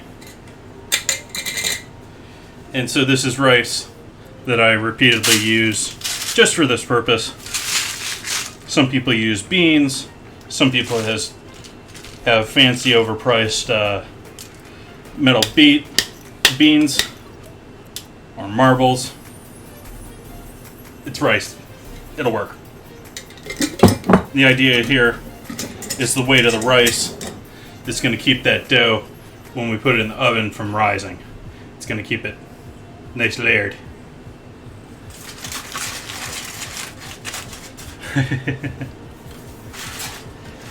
Anyone that's worked in a kitchen knows it's easy to not see things that are in plain sight.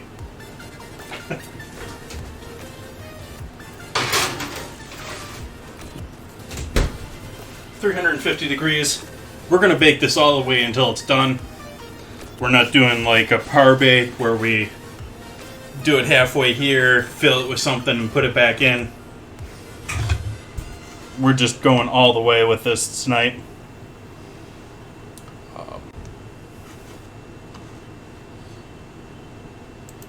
So I'm guessing about 30 minutes here. Let's check it in 20 just to be safe.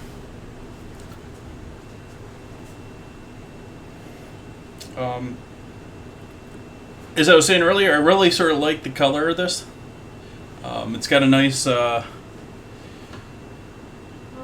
sort of this like browning color that you get to wines of an older age. Even though this is relatively young, it's got that color.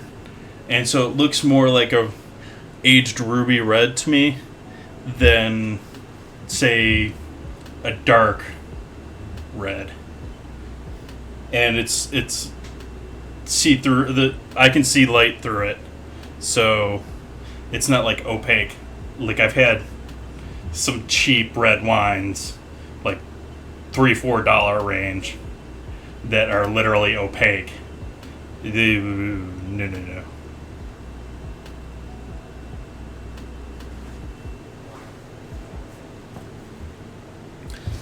It's got a good flavor to it. It's a little too bold than I would think for most pricier wines. It's got a lot of those good flavors to it, though. It's got a little bit of that vanilla oak, even though it's not a bourbon barreled wine. It's doesn't really have much spice to it, but it does have perhaps a little bit of tobacco.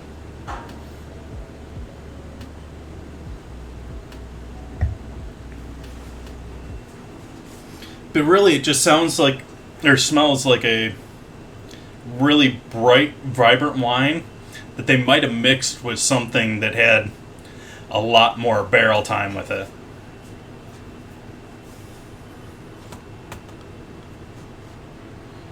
So we got our dough done. We need to do our pasta.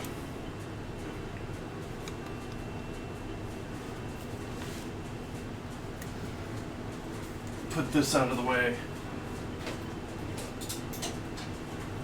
Get rid of tin foil.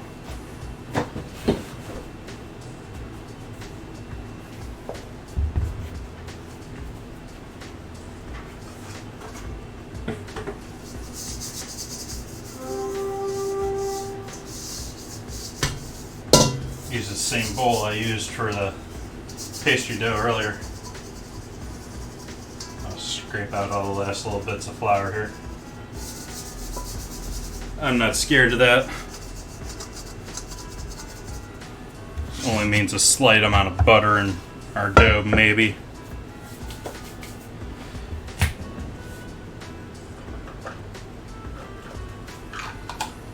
Oops, that's not what I want. I want this one. Doing 1 1/4 cups of, or no, doing 2/4 cups, so half cup, AP flour.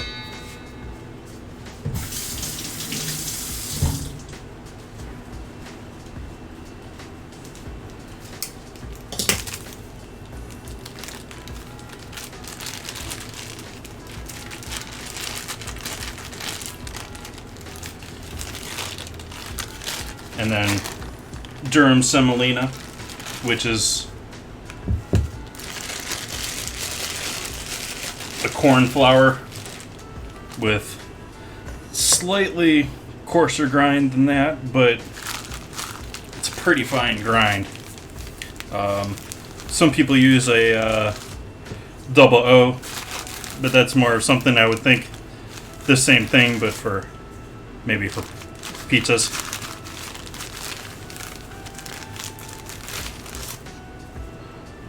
So got 3 of those. So we've got a 1.25 cups of flour there.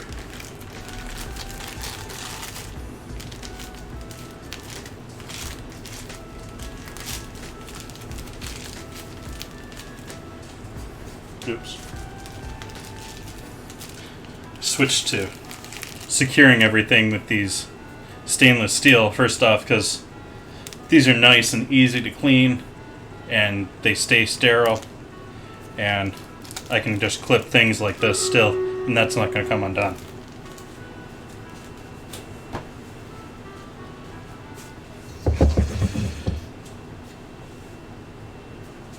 So we need to add salt. Was that our battle ready to go? We have a battle ready to go. Nice. So we'll do a little heavy on the salt. Let's do our battle before we get the eggs and that other fun stuff.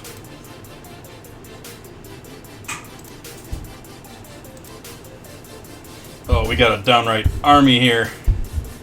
We got this. He won't know what's coming.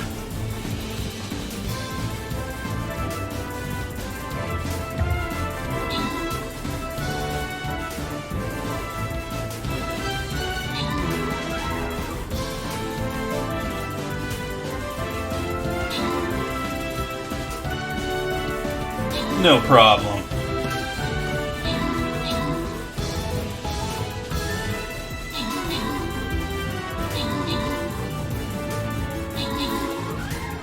Tear right through all of them.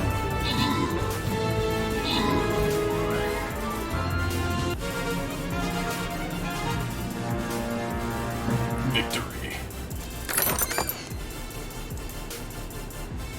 Congrats, Lucrum and Entropy.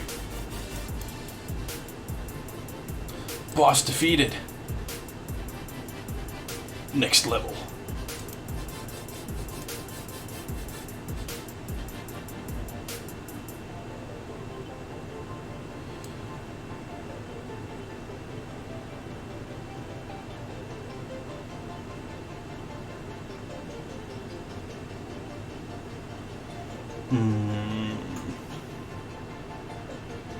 I think I'm gonna put him in there.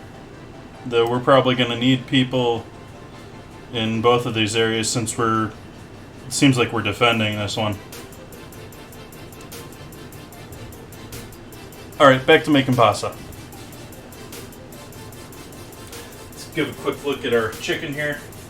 Make sure that ain't getting too thick, ain't sticking at all. We're looking okay there. It is sort of thick. It is tending to stick a little bit, but I think we're good. Nice thick sauce there. Be good with our pasta later. And for our pasta, gonna add in a bunch of chili powder now.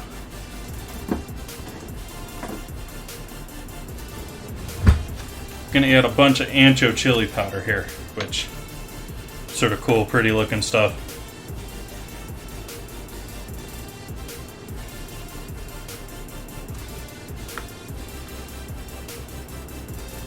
Not going light with that either.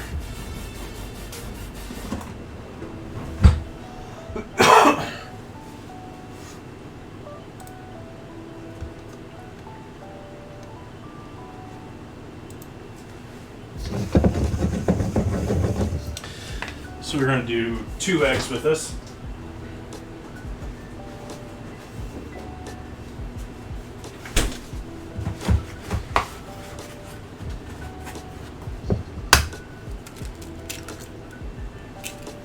Just whole eggs. I'll probably change things up for Wednesday with the butter noodles. I'll probably go heavier with the yolks.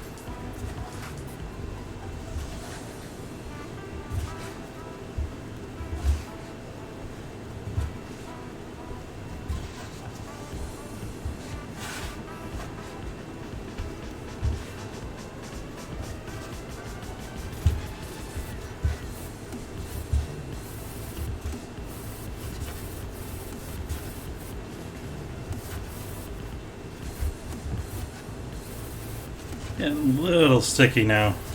Might need to add a little more flour here. We'll see.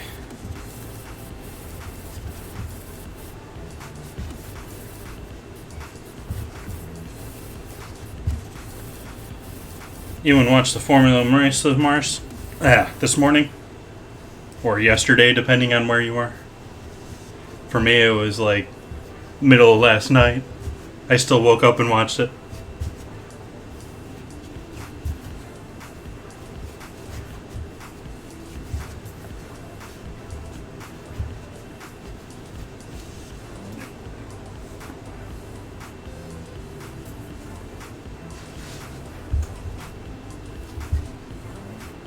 Still sticking to my hand a little too much for my liking.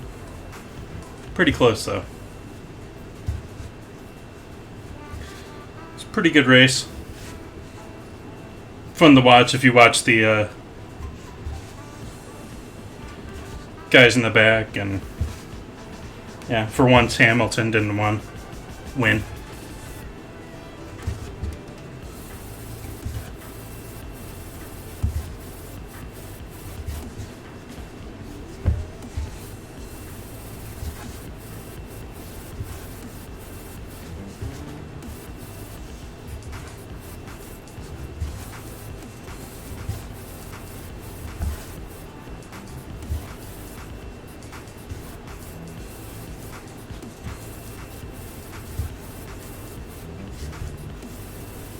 Debating whether I want to pull out the pasta machine or not here.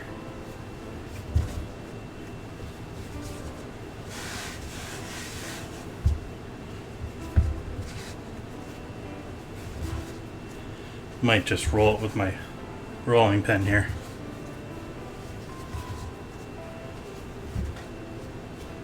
Speaking of that, I should get some.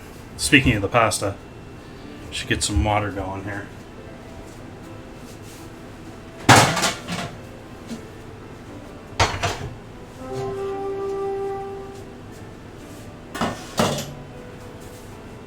Where'd my pitcher go? Oh, I put it back in its proper place.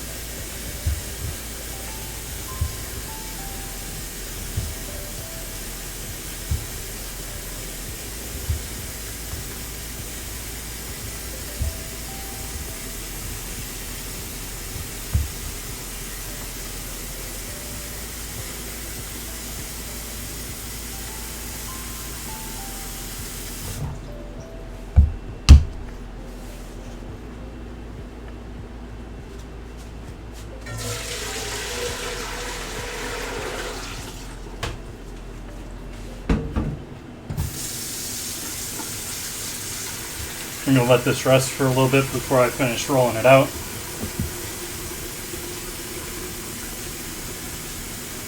Did I set a timer on my... Of course not. So let's take a look at my pie crust here. Probably got a little longer to go.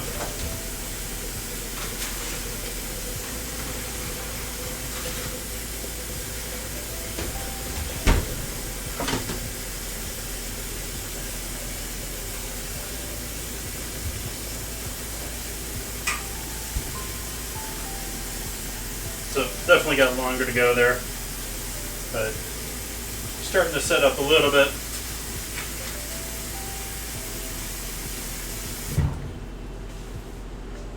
Back in the oven, I'm going to give that at least another 20 minutes.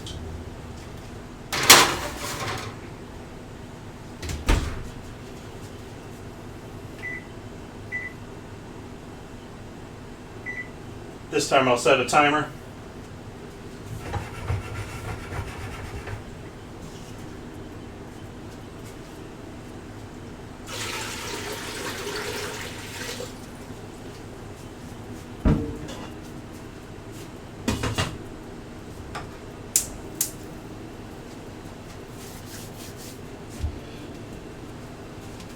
Don't want to wait to let you rest, but I will anyways. Make use of another pie dough bowl here for our dough, for our pasta dough.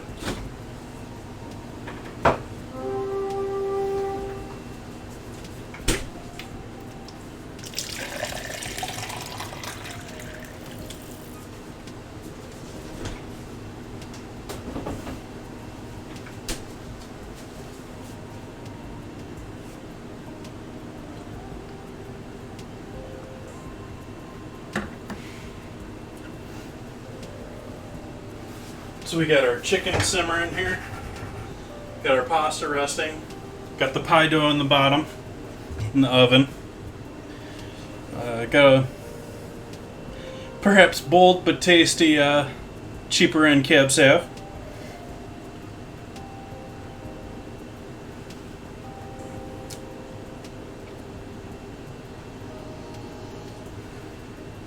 I think it's probably worth the bucks if it's in the $10 range.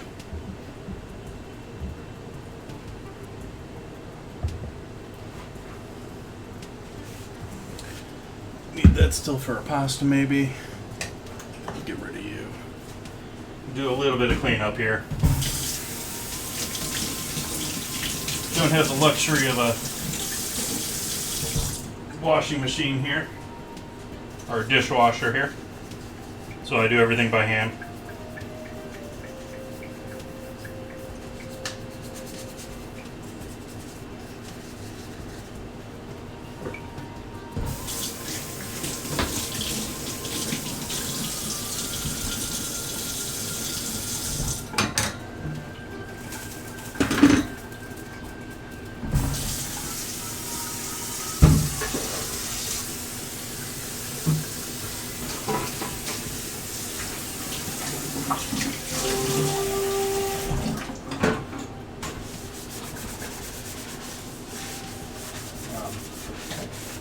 I haven't been keeping up too much with hockey news lately with the state of the Red Wings the last couple of years.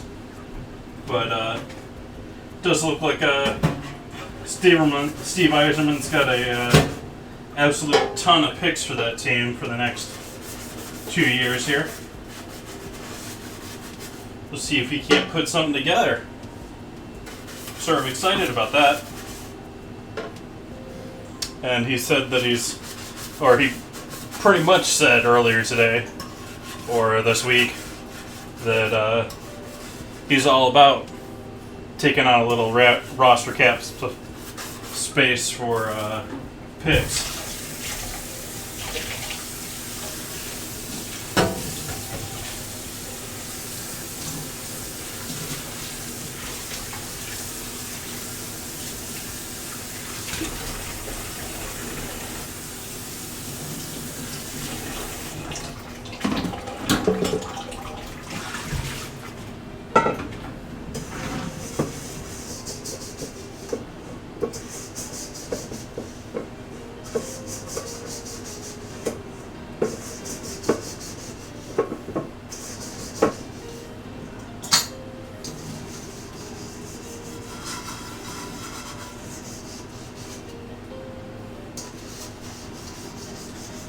Going back to talking Formula One, Hamilton needs to stop doing stupid mistakes if he's going to win this championship. I mean, I know he only needs really 1 or 2 more wins here, but he's also only got a couple more points left on his license before he gets himself kicked out of a race.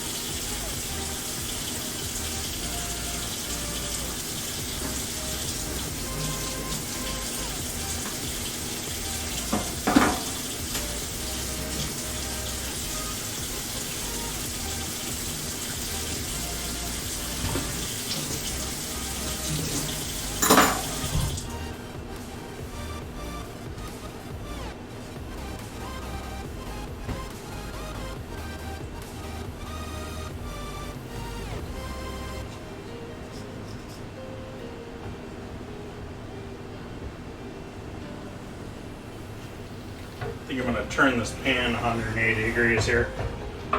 Is notice, like, as I usually point out here, this side of my pan always cooks more. So if you look at this side, this is all nice and reduced, almost thick paste curry-like here.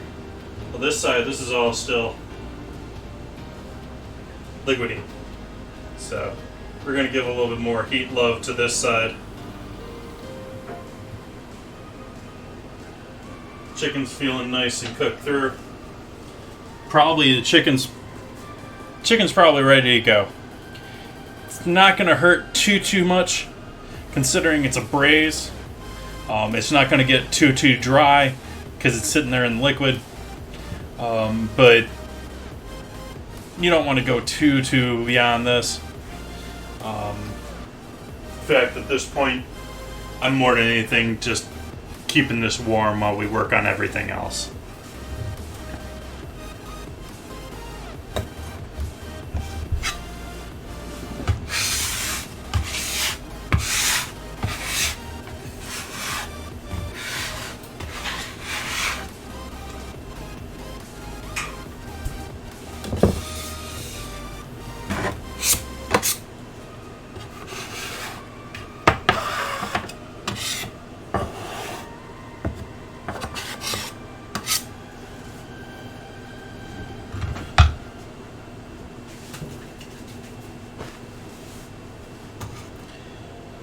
So if you guys are just joining me now or only been in here for a little while, we're doing milk chocolate today's National Milk Chocolate Day.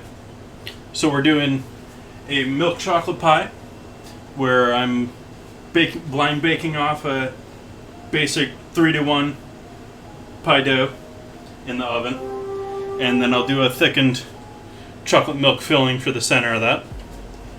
We also got legs and thighs from a chicken braising here on the stove. That's in chocolate milk, but it's sort of a cross between like a milk braised chicken and a mole, where I've got a ton of chili spices in there. I got a bunch of peppers in there. There's some onions, some garlic. I'm tempted to throw a little onion and garlic powder in there on top of that. But this is pretty much ready to go. And last thing I've got is a chili infused pasta that is resting here in the fridge. I'm going to roll this out here in about 10 minutes. Let this keep relaxing. Sort of building myself a little time here because we're going to have to wait for that pie dough to rest and cool down before we can fill it with our filling. And it's probably going to be, I'll show you guys the completed pie. However, it's probably going to be an hour or two after stream that I actually break into it, because we want that filling to be nice and solid. So that is the plan for that. Today, we're officially now into Team Bone-In Noodle Week. That started about an hour and a half ago now. So I do have pasta today, and I do have pasta on Wednesday, but they're more me adding pasta to match Noodle Week. Friday and Sunday I am doing real Noodle Week streams, where the entire stream on both Friday and Sunday is dedicated to noodle dishes. Why am I not able to... There we go. So we got the chili infused noodles tonight, or pasta tonight. Gonna do buttered egg noodles on Wednesday. Friday I'm gonna be doing... Friday's gonna be National Taco Day. So if you guys aren't doing noodles, Friday's a great day for tacos, other than Tuesday.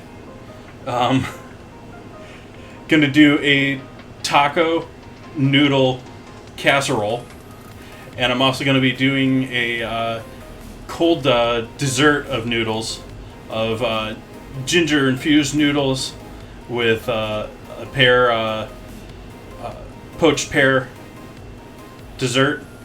Should be a good time. Put a little bit of work into that one. That was my own recipe here. And then oh, I'm sorry, I'm telling you the 4th. Skipping the 2nd here. Friday is going to be fried egg noodles that I'm going to turn into nachos, and an apple raisin kugel, which I am not Polish, but Polish style recipe.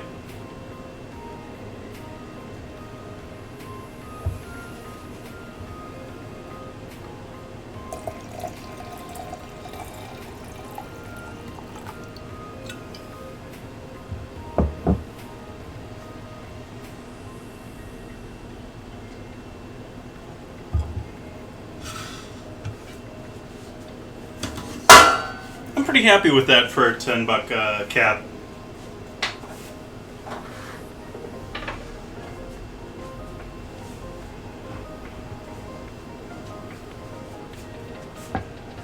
Let's roll some pasta. I'm tired of waiting.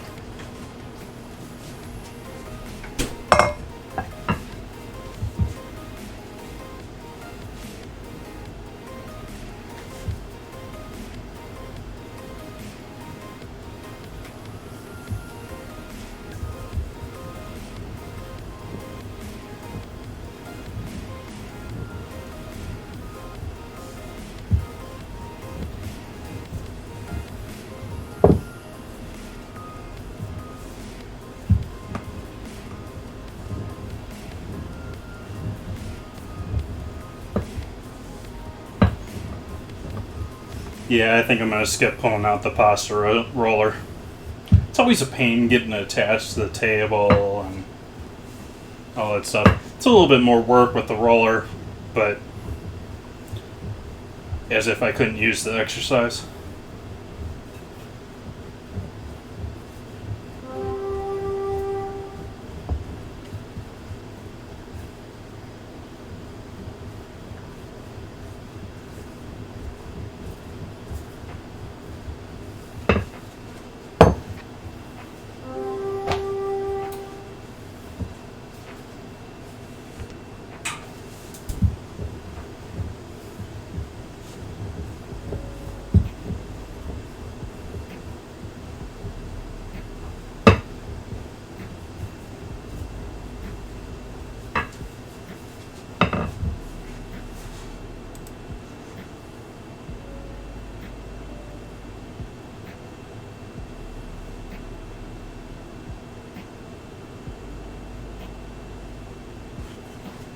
I'll leave that as is.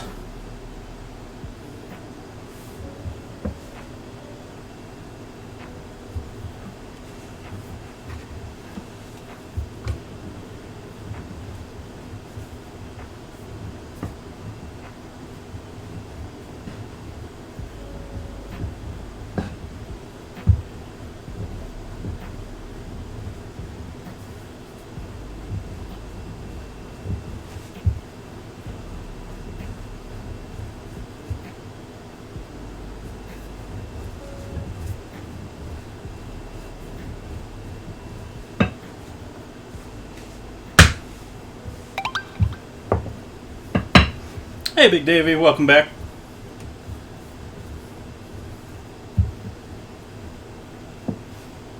Sorry, my alerts weren't on earlier.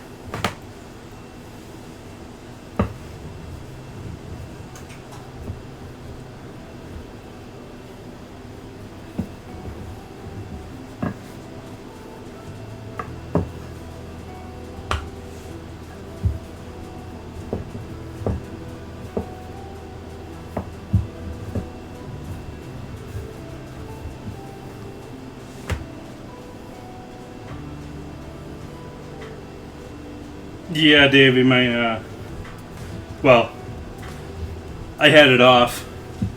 I forgot to start it. You said stuff earlier. And so now it thinks you're new back into the stream when you've been hanging out here a while. Half my fault.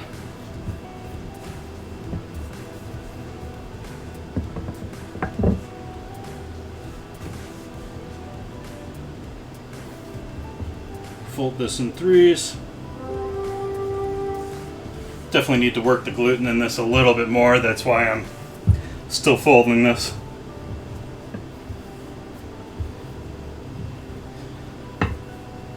This is going to give us a little bit more bite to our pasta noodle versus I could probably just do it as it is. Well, I certainly could do it just as and throw it in a pasta pot, but this is going to be a little bit better. It's going to look better. It's going to taste better.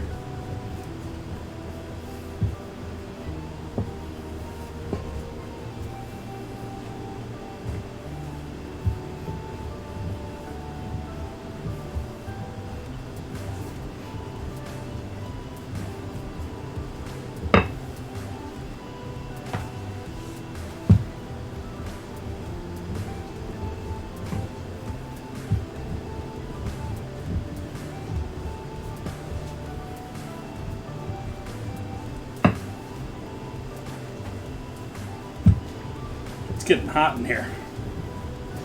I'm gonna go turn on a couple other fans here. Be right back.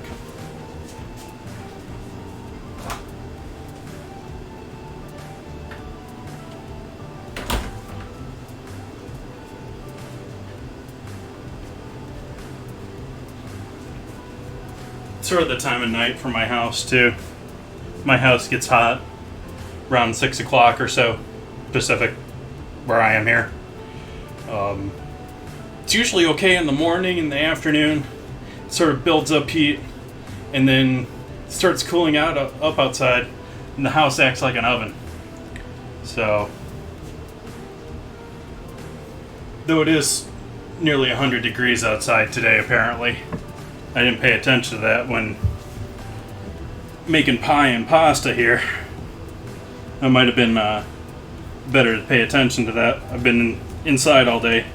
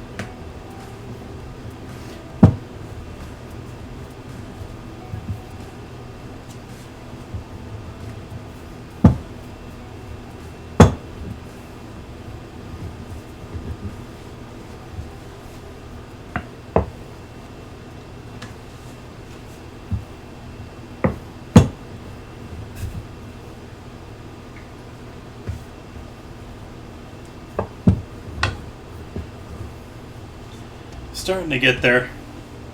Still a bit thick.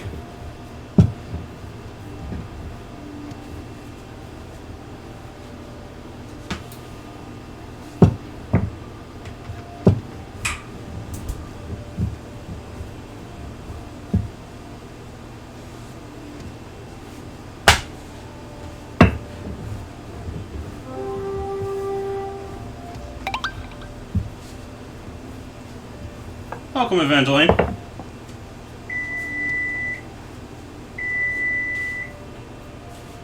So let's take a look at our pie crust here.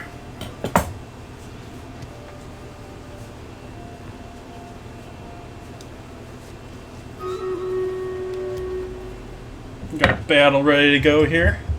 Let me get that pie crust out here first.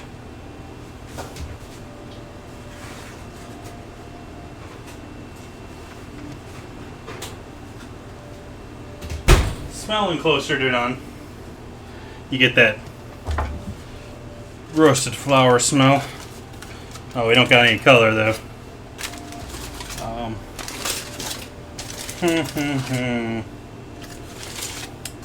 Now the debate is, yeah, that's sort of set. Yeah, I think I'm going to take the pie weight rice out.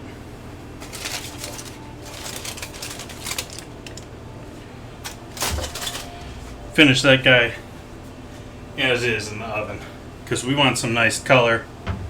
We want that to bake through.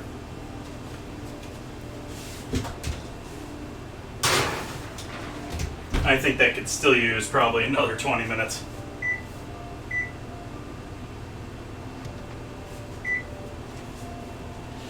Our chicken is done, basically.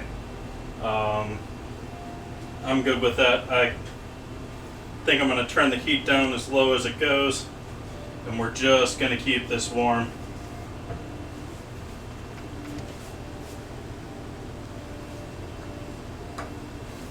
Let's give that sauce a try. So, yeah, it's got some spice to it. It's not just chocolate. It's definitely got some spice to it. Yeah, that works. It is a bit heavy in the chocolate, but if you don't go and tell them it's milk chocolate braised, they're not going to be like, oh, there's too much chocolate in this. You know, you give them this dish, you have them finish it, and then you tell them it's that, and they're going to be like, really?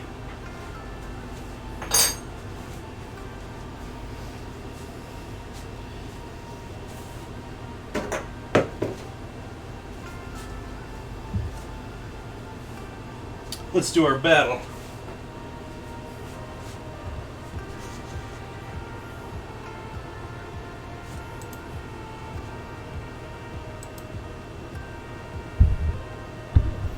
Inchby's gonna make some kills here.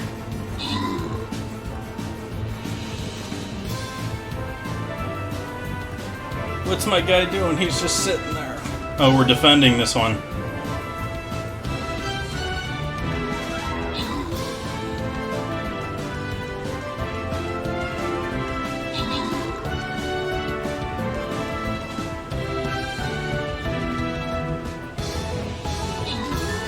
Move, spider.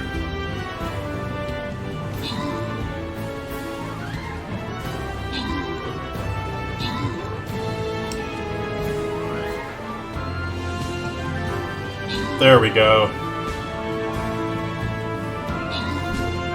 Kirby's taking a big beating there.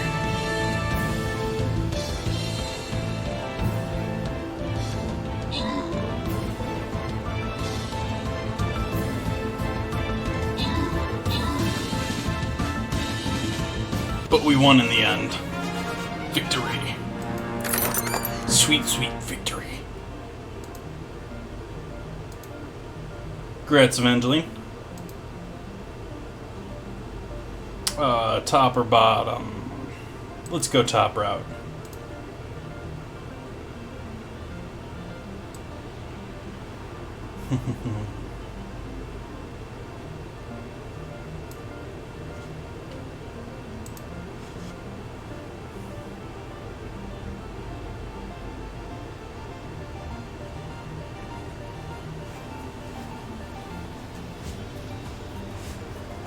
Working on our pasta still here.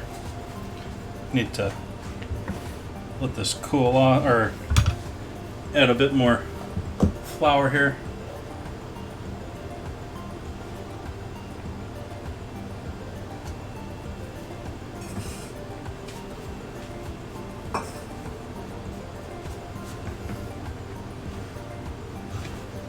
Still too thick on our pasta. That's problem with hand rolling it. Takes a little bit longer because it's harder to get so nice and flat without those two perfect rollers.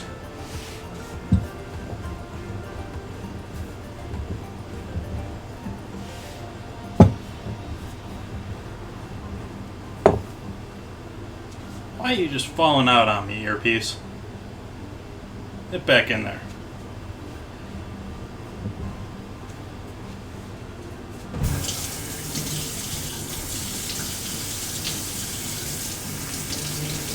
Hand's feeling burnt from something. I don't think it's burning on anything, but it's feeling like it's burnt.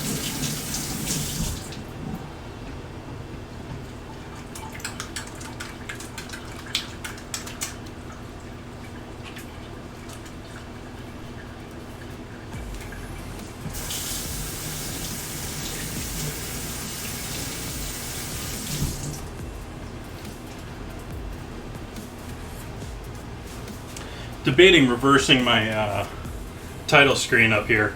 I used to have it when I was on Mixer on the other side over there. I think it worked a bit better with the different cameras. Sort of tempted to change. I keep changing things even though the idea is you set things up and you can forget it. Just keep adding things and changing things and rearranging them.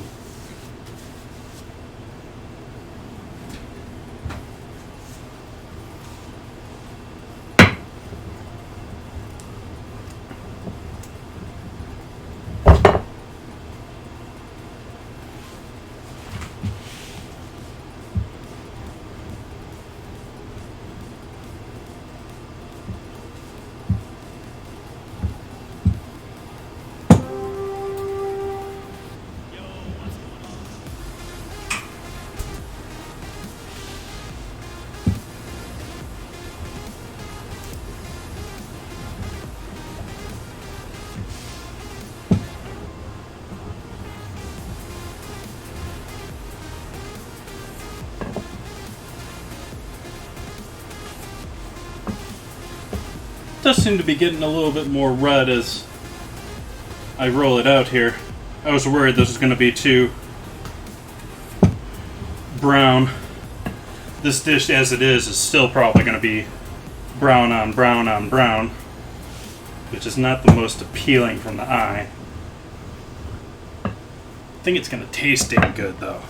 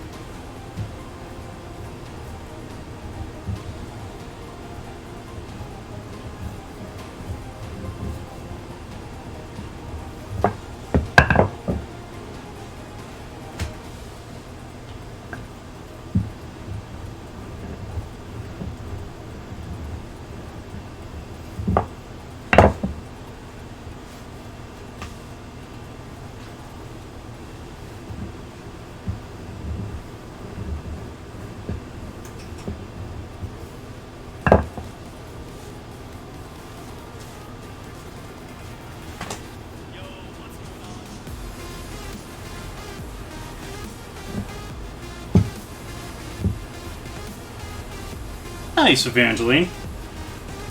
What type of pizza?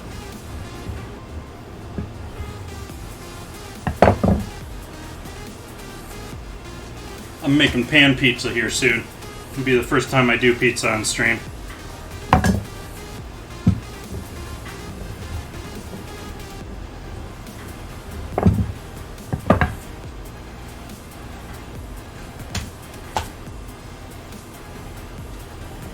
What's cowboy? I don't like the sound of cowboy. The other two sound okay. Cowboy makes me think you're putting barbecue sauce on your pizza, which if you're putting a little on, that's okay, but I don't approve of barbecue sauce as a base.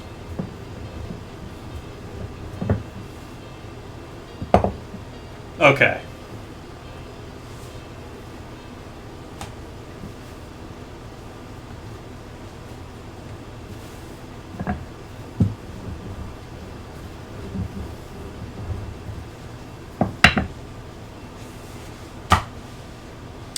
Trying to decide how thin I want to go now. These are not thin, but they're now noodle thickness. They're actually thinner than the last ones I did. I went pretty thick the last time I hand rolled noodles.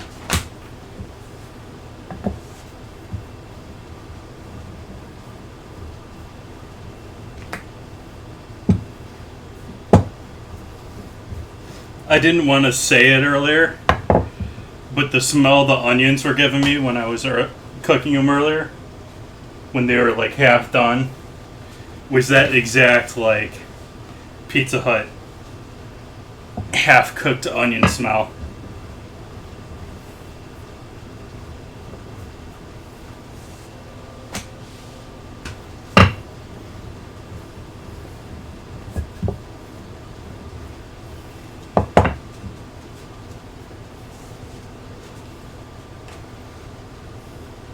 These are still pretty thick, but I think I'm going to go with them. I'm at least going to have it here. And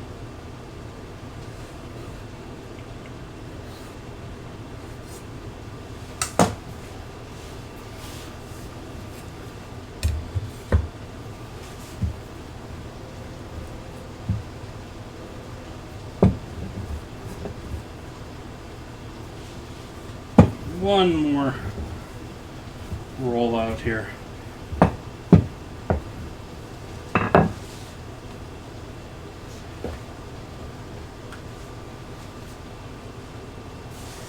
Dust in the flour. Roll out there. Bit more flour.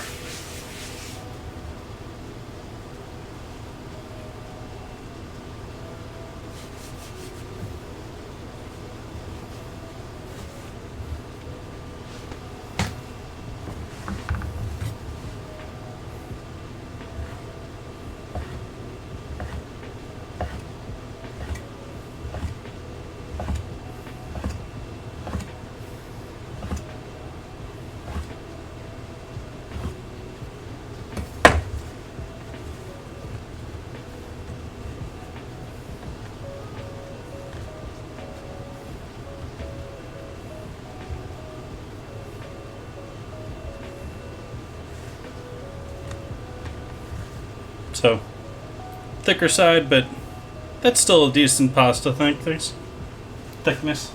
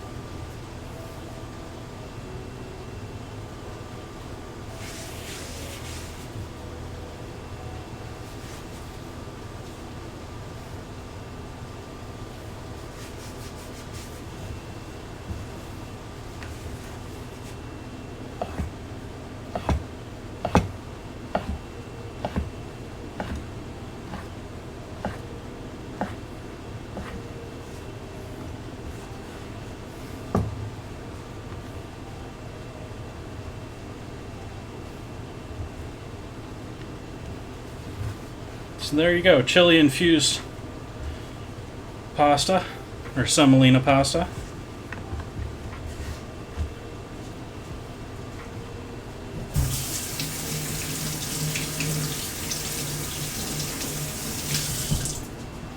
I've had chocolate like all week on stream. We've had white chocolate and raspberry and white chocolate and caviar on Wednesday. Friday we had the cinnamon apple and white chocolate quesadilla. And tonight we got all the chocolate milk. Nice, Kirby. I'm making a pie and not a cake, though.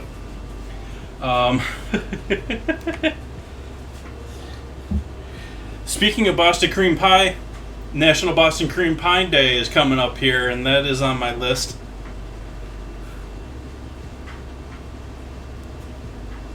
Let's take a look at our pie crust. Let's get another 5 minutes here. Oh, that definitely needs that 5 minutes.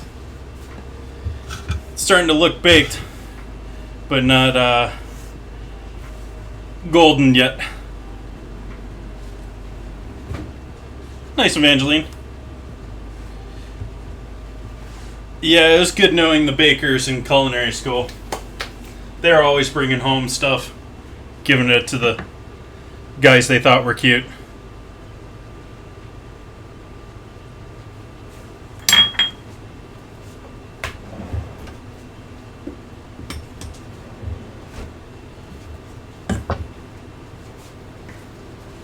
Let's see, we're done with our pasta. We're done with our dough.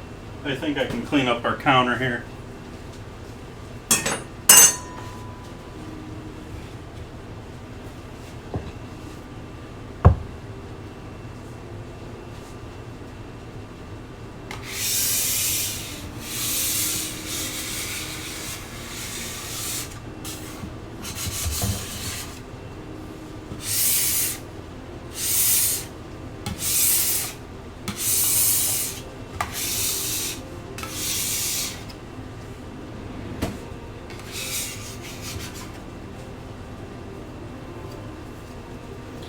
See, the problem with me and food, my biggest problem with being in the food industry is you basically have to boil it down to you're selling something to someone.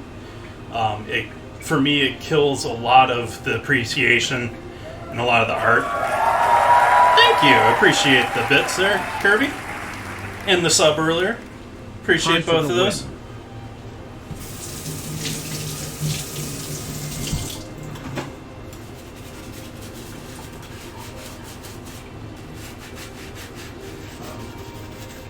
Sort of like you see people posting masterpieces on like Reddit of cakes they spent a month making.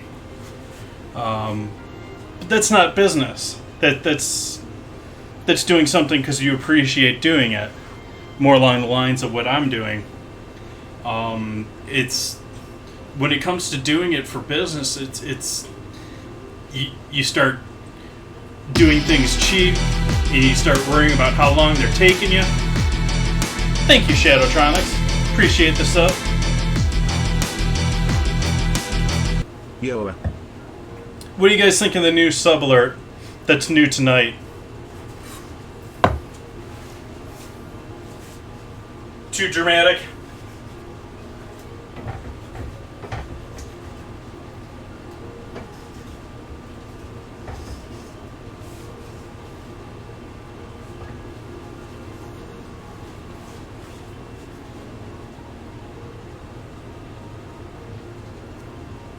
Eventually.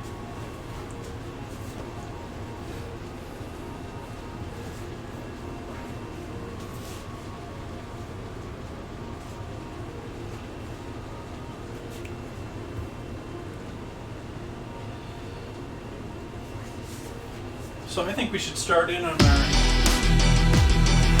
Oh! Thank you, Kirby, for gifting that sub to Evangeline. Appreciate Kirby that. Reeves gifted a tier 1 sub to Avanagalian. They have given 2 gift subs in the channel.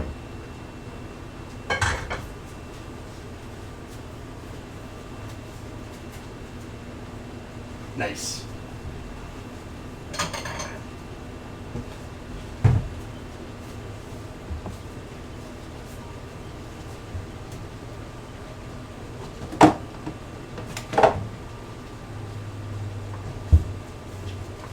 I'm going to start with cornstarch here.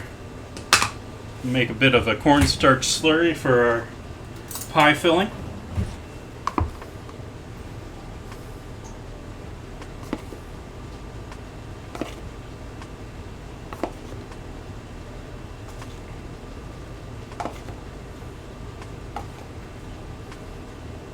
There we go. Quite a bit of starch here.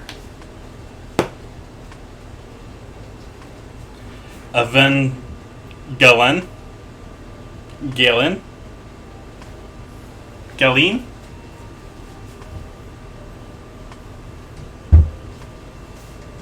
Evangeline.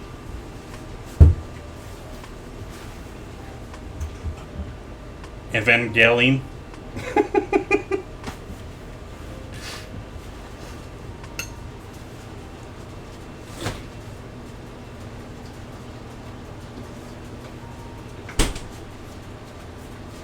So again, using... I'm not going to get it.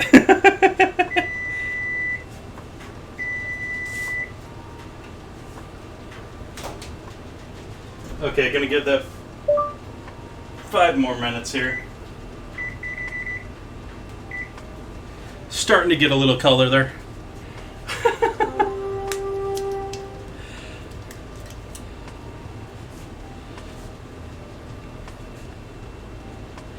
You didn't hear Alexa.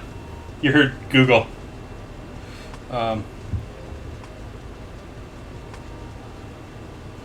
we're making our slurry with chocolate milk. So we're not adding any water into this.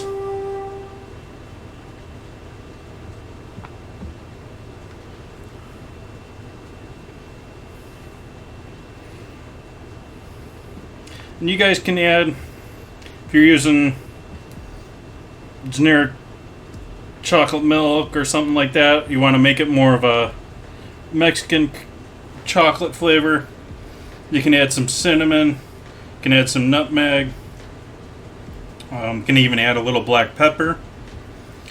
I'm going to leave this pretty plain and simple, just chocolate milk, because I absolutely love these guys' chocolate milk. Unless you're local to me here, you probably won't find them. But this is the first organic dairy in the U.S. And their products are awesome.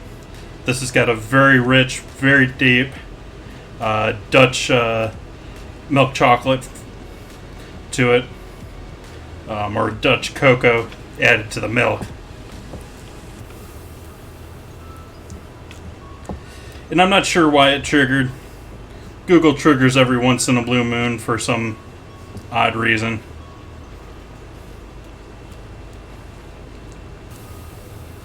And no, it's not in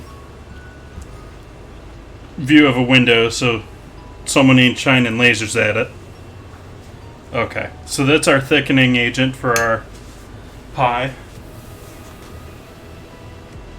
Yeah, you say something weird, or it catches something wrong, or it echoes, or...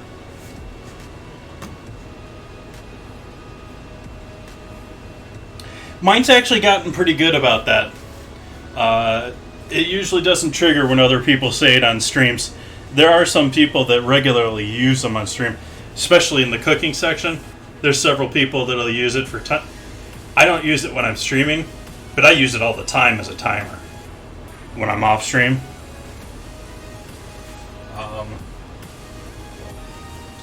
Okay, so I'm gonna go with just milk here.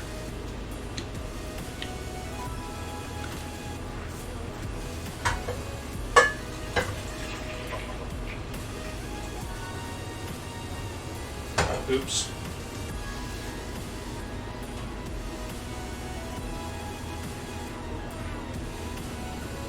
Pouring some back in the bottle here to make sure and get all that good chocolate off of the bottom here.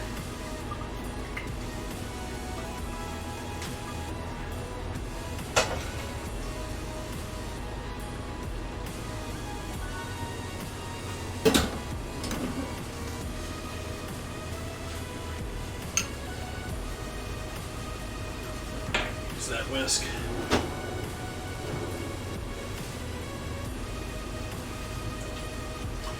So we've got a little bit of a flame under this guy.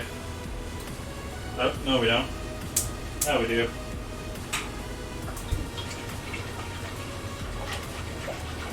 And we're going to slowly bring up that up to heat. Going to keep moving so that it doesn't curdle on us. Let's quick double check our recipe.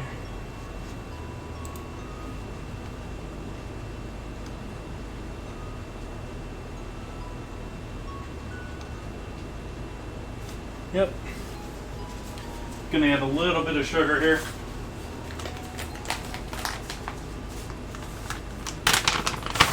Hey Becca! Who we got emotes from? Oh, more of Andy's emotes.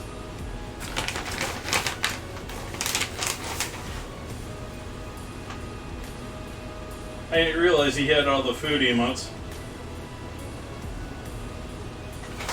I'm eyeballing a quarter cup of sugar there.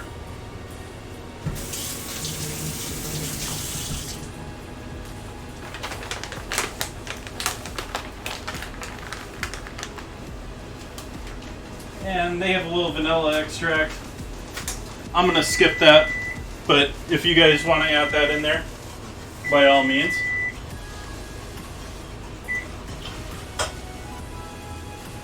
Let's take a look at our pie crust here. I don't know if I got room here. Yeah, let's move the pasta off to the side. Take the wine off.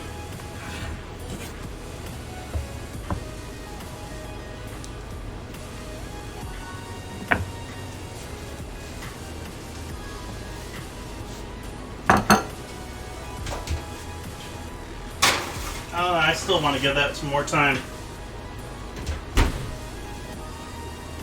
Starting to get some nice color to it, but I think that needs another 5 minutes or so.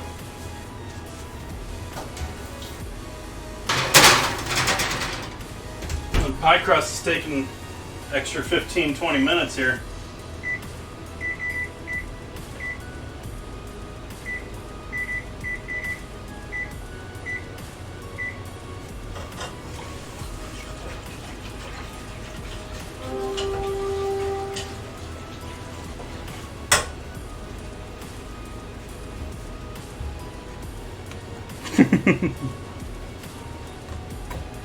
I didn't realize he had all the chef stuff. I mean, like I said, I know he has that sort of new adopt an affiliate thing. which is sort of cool that he wants to help out people get their partnership that are interested in that way. Oh, is it going to be a rough one here, Kirby? How are we looking?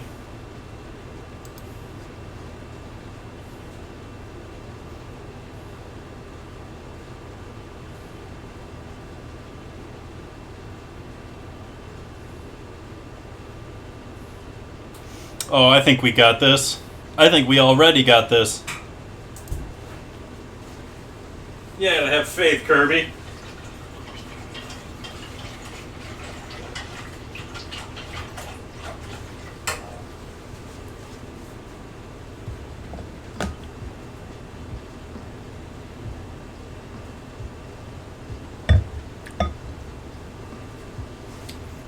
Still enjoying that wine. I think that's a good 10-bucker.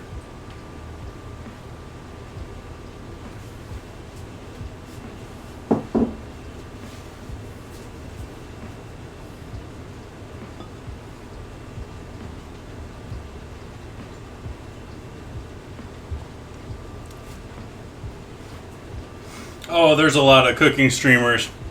I don't know how elaborate and unique I am. I'm a little too rustic compared to some of these people.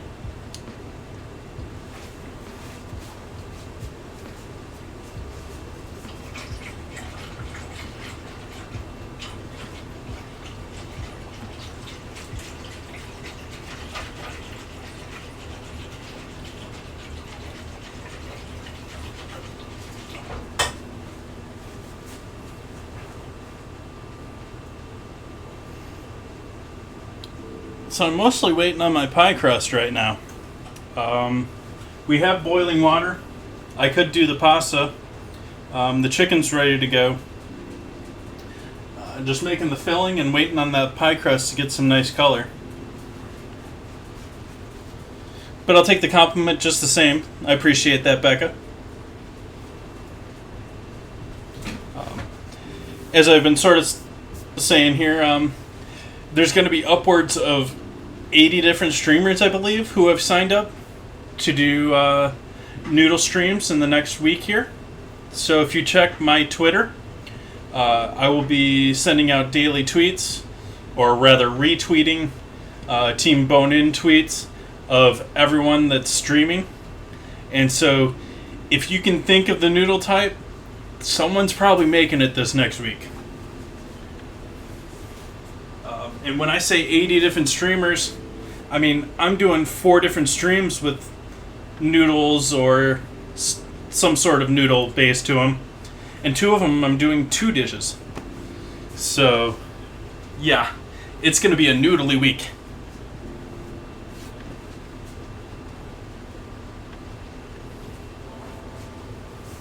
I've never made a kugel before.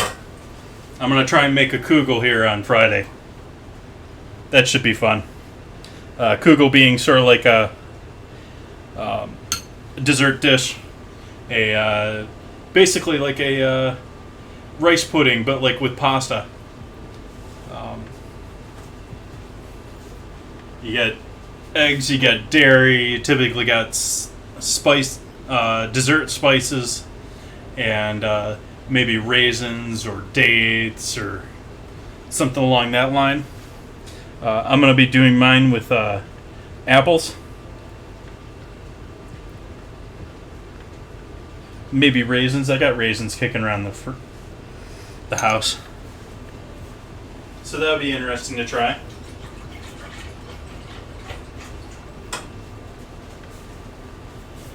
Also going to be trying... I'm going to buy pre-made lasagna noodles, just to save myself the time. Boil those off, or rather cut them, boil them, dry them, and then fry them. And I'm going to use those to make nachos. I forget if that's Friday or Sunday next week.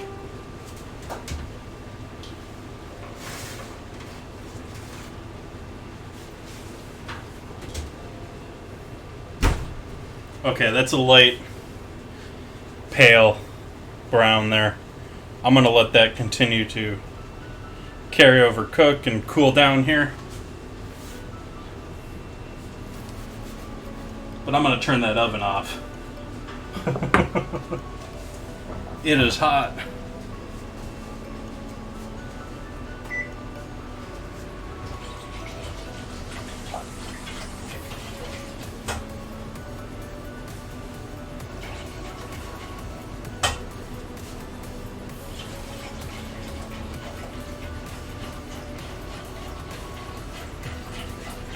So I'll start focusing in on our filling here, because I don't think this is going to take forever to cool down here.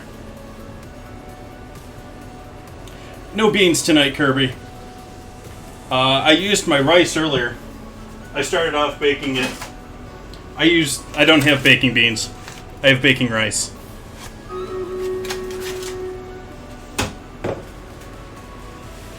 Ooh. Where's that noise from? Oh, it's coming from the water. Okay. Battle's ready.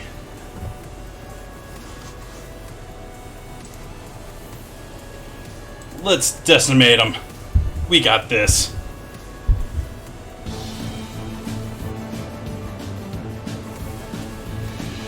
I've never been impressed by dates, Kirby. They've always just sort of been brown sugary. Yeah, they haven't impressed me.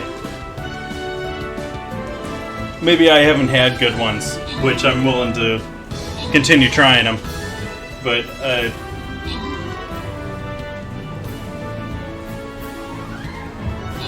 okay, this might be close.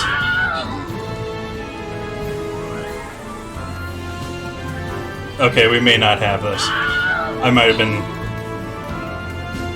a little too proud there. Dope.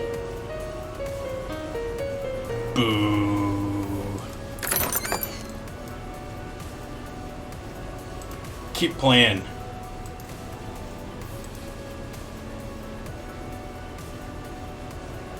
We'll do better the second time, right? With half as many mobs.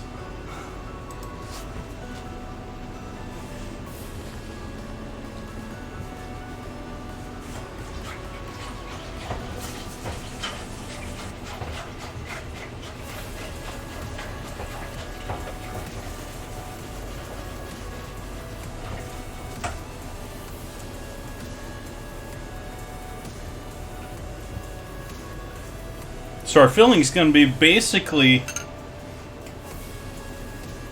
chocolate milk, corn syrup or cornstarch, and a little bit of sugar. And you might even be able to skip the sugar, especially if you want to go a little bit healthier. I think this is going to turn out pretty nice. The only thing I'm really worried about is the consistency of the cornstarch with the milk, but I haven't tried the recipe before, so gotta trust.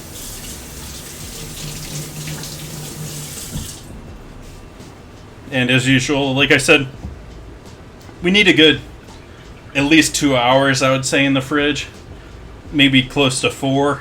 If you're planning things, plan 4 to chill out. So not going to get a good picture here for on stream, but as usual, that'll be up on Twitter and Instagram.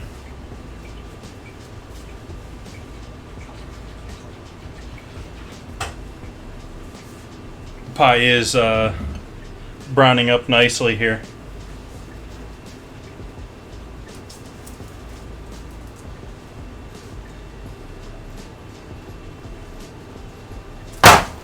Oops. Dropped that a little hard.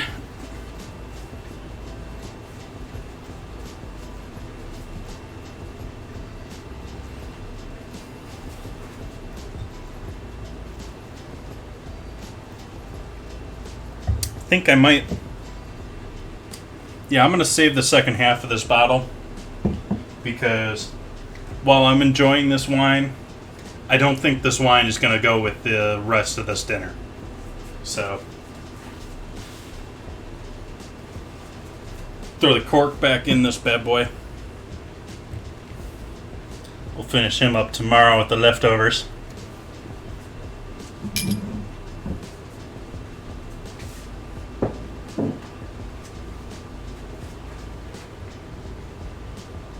Again, like I said, I think it was a pretty good choice for a $10 cab. But I don't think it's going to go with the heavy-duty spices tonight.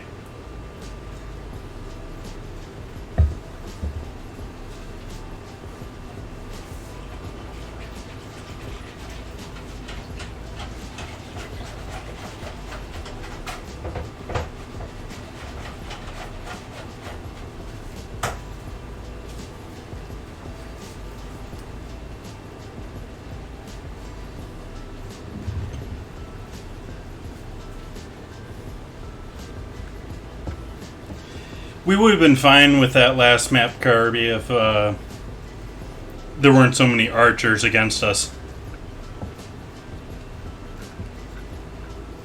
We needed more melee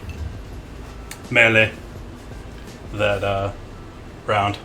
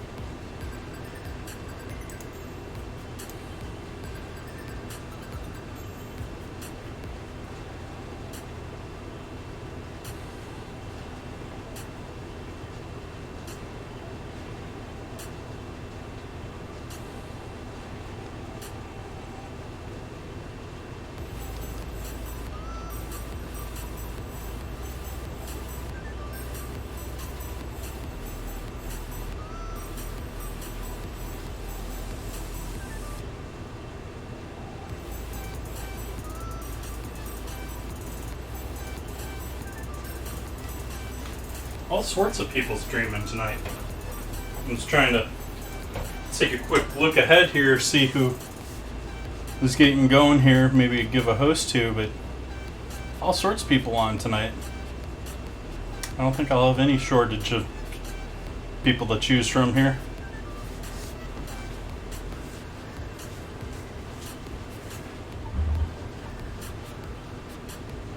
Nice, Kirby.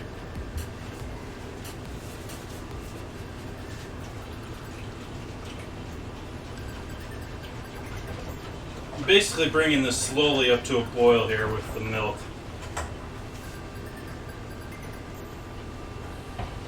I'm not rushing it here because we have to wait on that crust to cool down a little bit.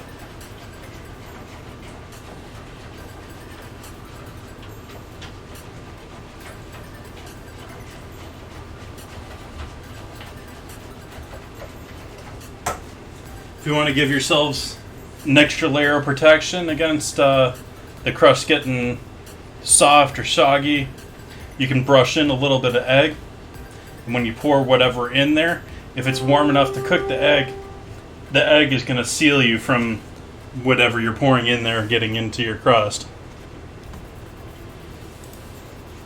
Actually, I should check and see if I can upgrade my wire, which it's a little late now, but yeah, I can. Or rather, my tank. So, if you have a level 12 tank, we have to try this again. Actually, should check the store too here.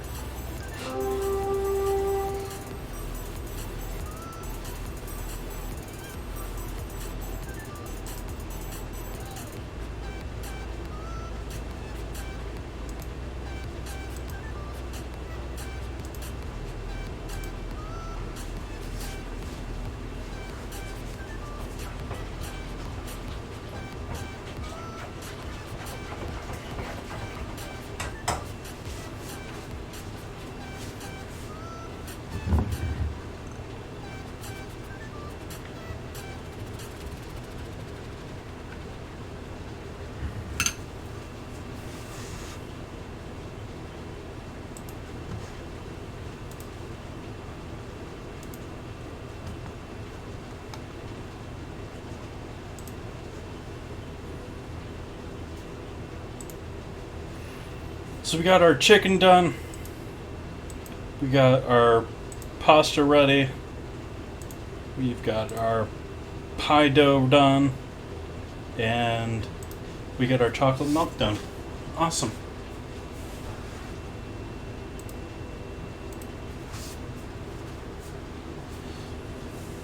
So we're just waiting on that guy to come up to a temp here that we're able to add that slurry in.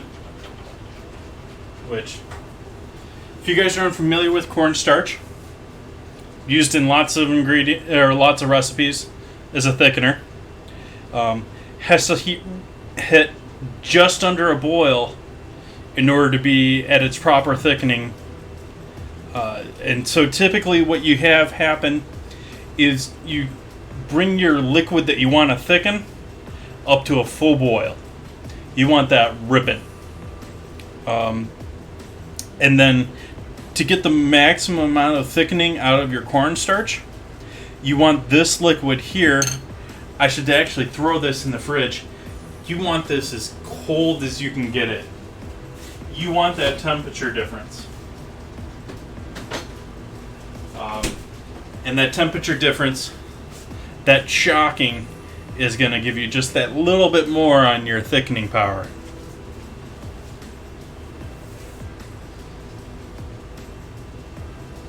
That's different from, say, a roux. And the difference here is once you add that slurry, when the liquid comes back up to a boil, you're basically done. You don't need to worry anymore about it. When you're making a roux, when you're using some form of fat and flour, typically you're using a raw flour. So in that case, you have to then cook it or simmer it for another 20 minutes, because you have to cook that flour, and that flour flavor will remain in your sauce otherwise. It's why you get old school classic gravies and sauces and stuff like that, and they taste like flour. It's because they didn't cook it long enough.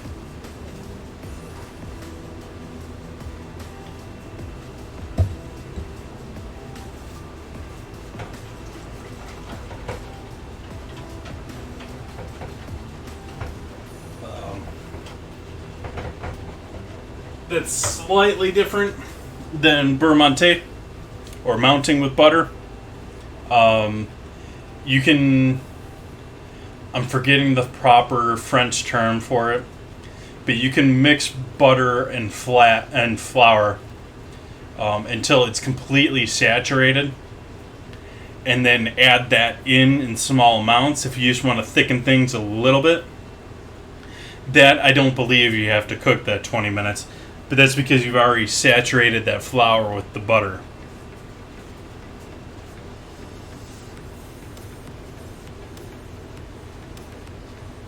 Are you talking roux or are you talking cornstarch? Both can have their issues.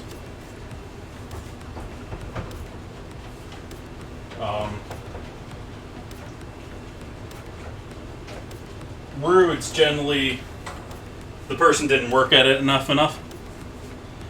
Cornstarch, it's typically they threw it all in at once. Cornstarch, yeah. You got to sort of pour it in thick, and you got to whisk it in.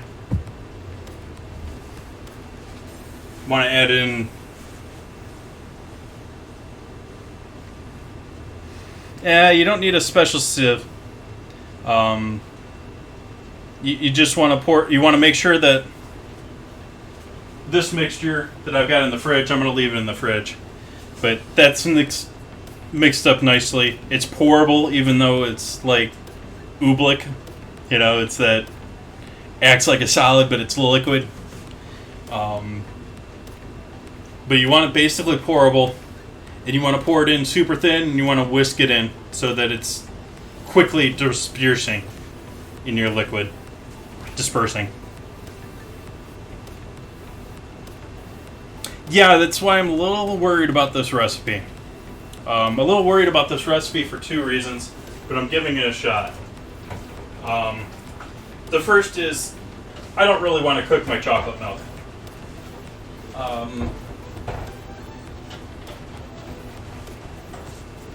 I sort of just want to add, what is it? Xanthan gum. I sort of want to just use xanthan gum for this recipe. Because you can just mix xanthan gum into a cold liquid and it's going to thicken. This way you're heating the chocolate milk, so I mean anything you heat something, you're going to change the flavor.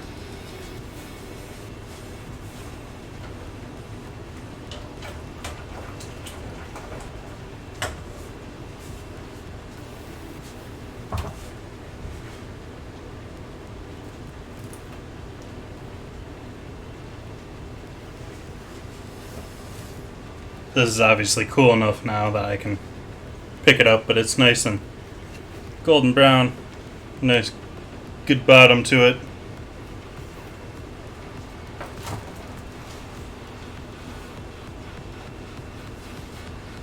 Going sort of late tonight. That's alright. Friday's quesadilla stream was a little short. It was only about an hour and a half.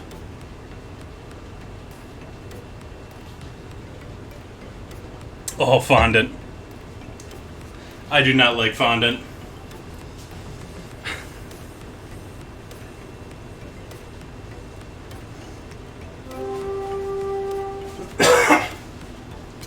I do love almond paste, like real almond, the good almond paste. But, fondant, yeah, no thank you. I don't want to pay someone to put that on a cake.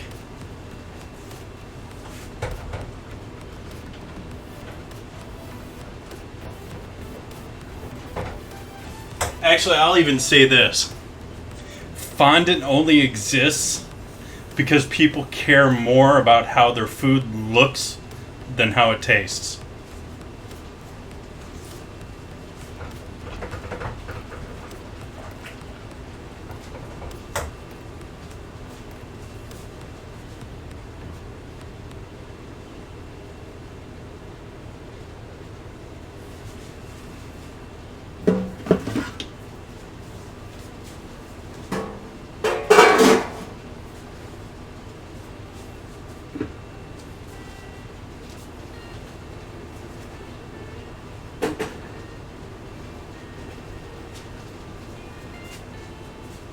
That said, I still haven't tried and absolutely want to try eating one of those geode cakes where they're using sugar crystals to imitate looking like a geode. Those cakes look amazing. And they're obviously not made to be eaten.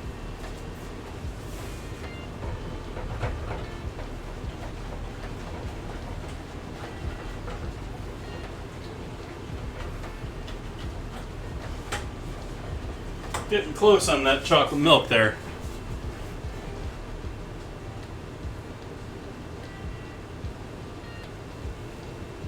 Oh, we got some interesting cake people here on Twitch that I've discovered now, too. One of them being, oh, what is her name? She's on most mornings or afternoons. I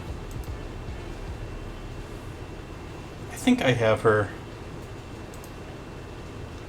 Cosmicat. She's a member of Team Bone-In.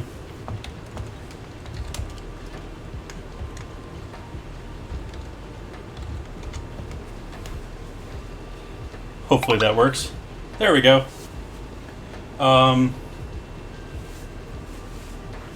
She made a cornbread hot dog cake the other night with a nacho cheese glaze.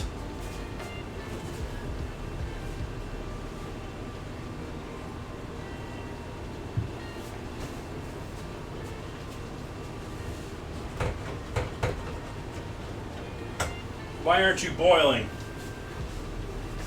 Boil milk.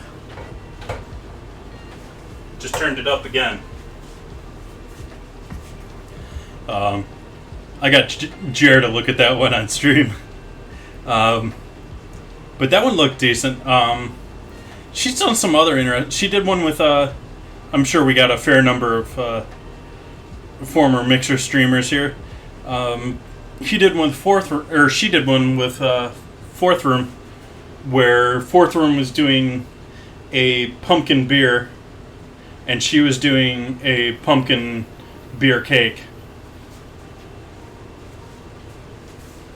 Or was it or I guess Fourth Room was doing a pumpkin cake beer, and she was doing a pumpkin beer cake.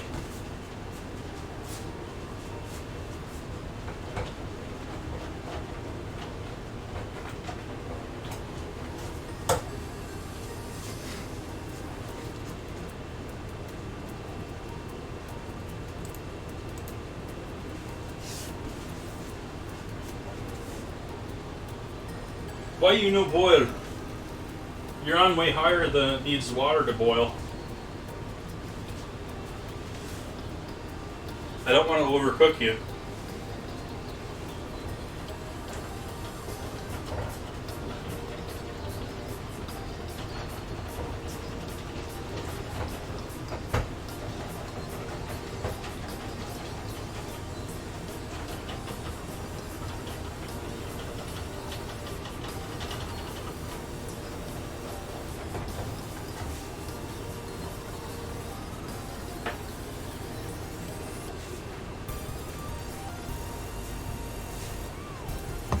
Welcome, Strap.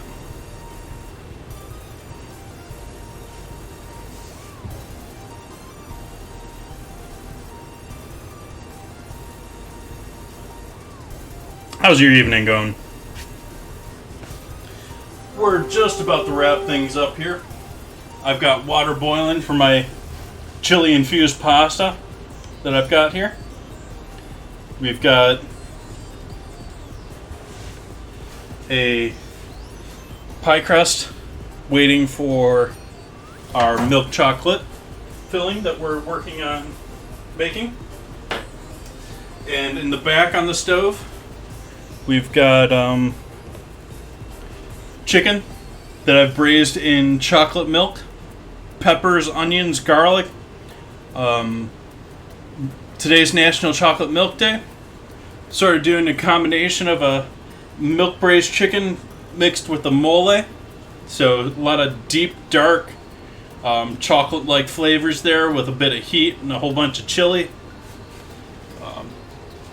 But we're calling it chocolate milk braised chicken just to help for the holiday. That's all ready to go there. That's been simmering and hanging out for most of the stream today.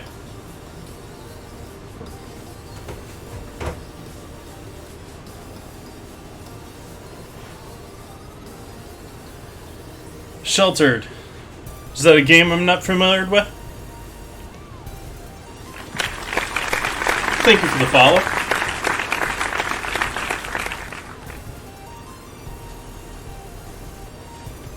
Ah, cool. We got our boil finally here with our chocolate milk.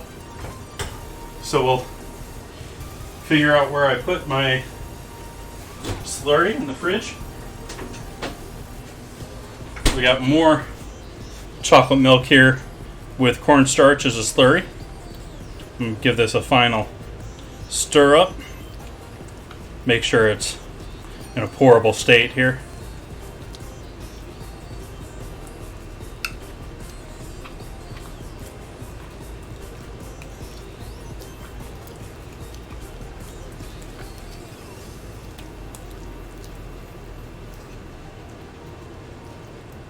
Nice. I like a lot of those games.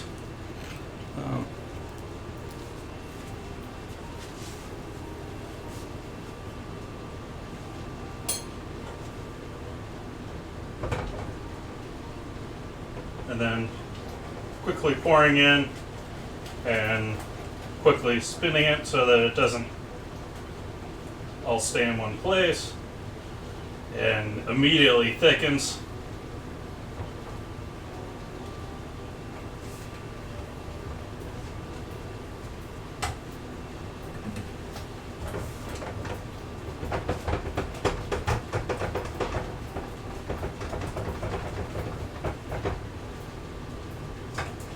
cut the heat on that.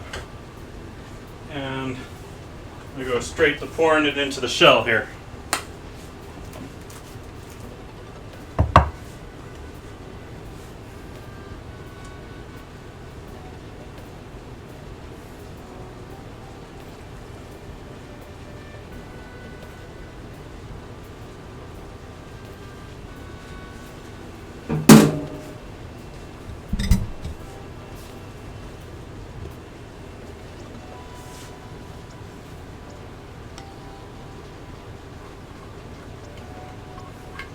Definitely thicker than I would want this for, say, a sauce, but we'll see how this works out for the filling.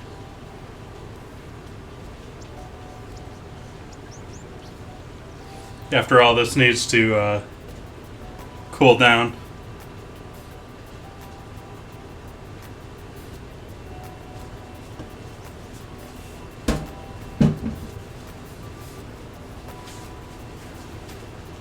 And the last touch.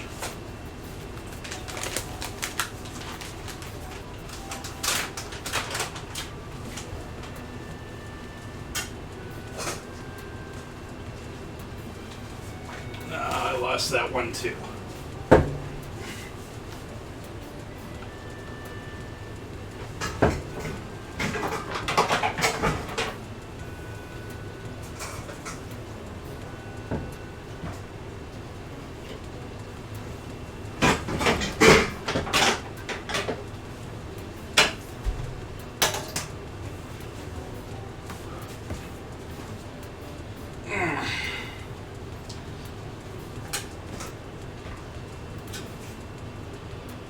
Oh boy. Yes, absolutely, chocolate pudding pie. Oh. That gave me a cramp I did not enjoy. Okay.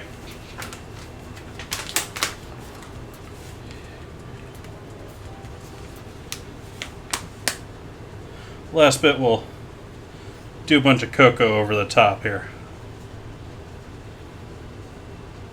which will give it a little bit of a more duller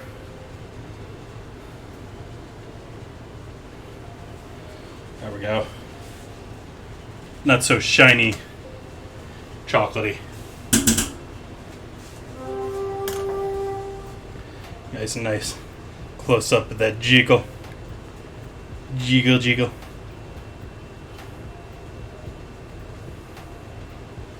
So that'll go in the fridge here. Make sure I got room first. Oh yeah.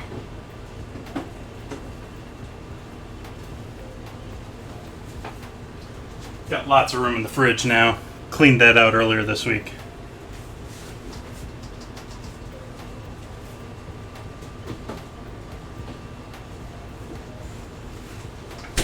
Alright, so let's make some pasta.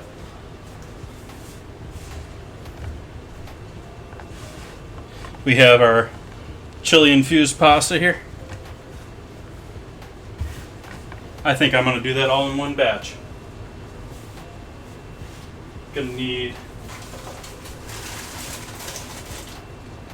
a bowl to use for that. After we're done, let's get rid of our cocoa powder. But yes, very much a chocolate pudding pie. Like I said, the filling is essentially just thickened chocolate milk. I mean, I added like a quarter cup of sugar in there, but for a whole pie, that ain't a lot of sugar.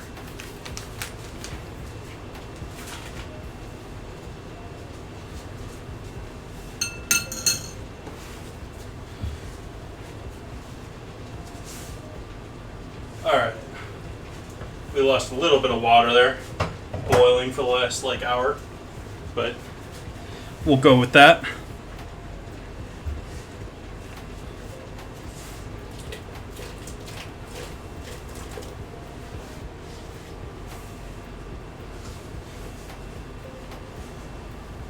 Add a bit of olive oil to our pan that we're gonna throw our cooked pasta in.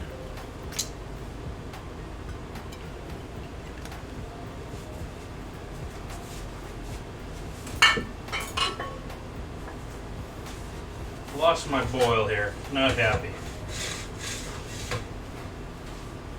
Thomas Keller would not approve.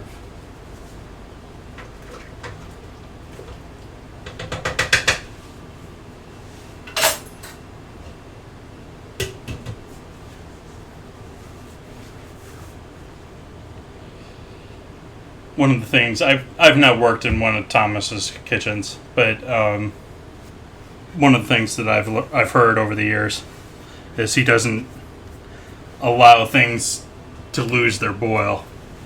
Like if you're putting pasta in a pot of water, the water should continue to boil when you put the pasta in. It should not have to come back to a boil.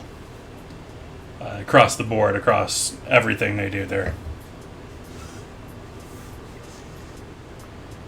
Almost ready, last chance for last player on the field. Probably too late actually with the stream delay. Getting close here with that pasta though.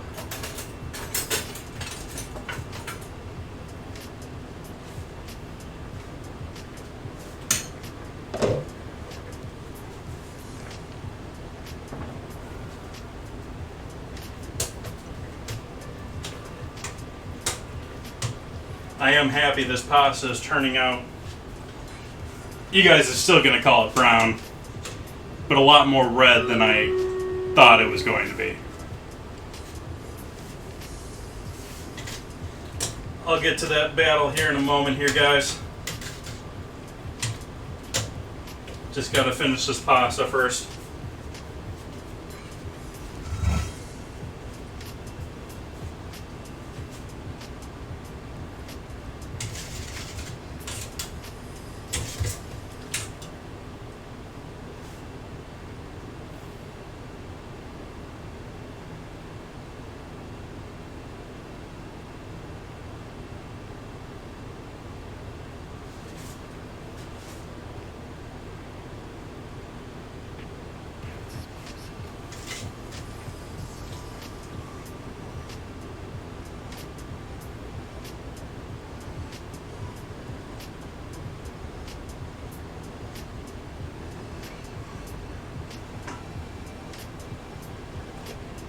Okay.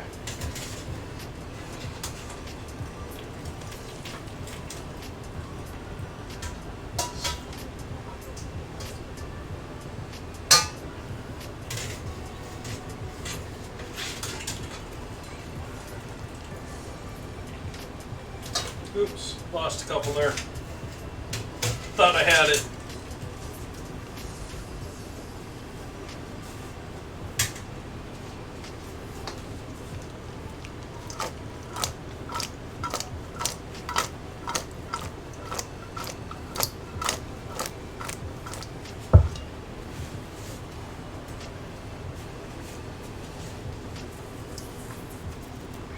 Bit of salt,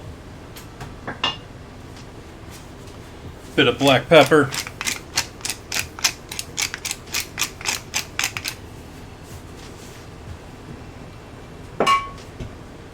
touch more olive oil,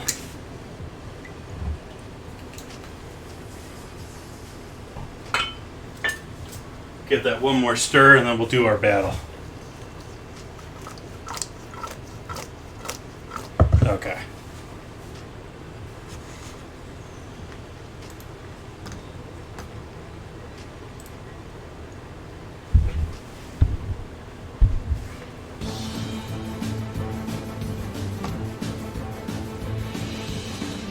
Oh, I think we got this. We don't got any archers this time.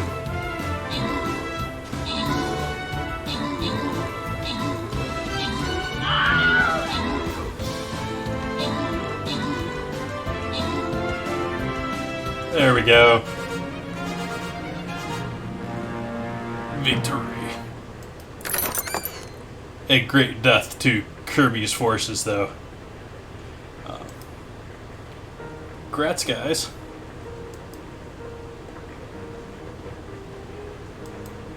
I'll do the last one here, even though we're gonna finish this one up off stream.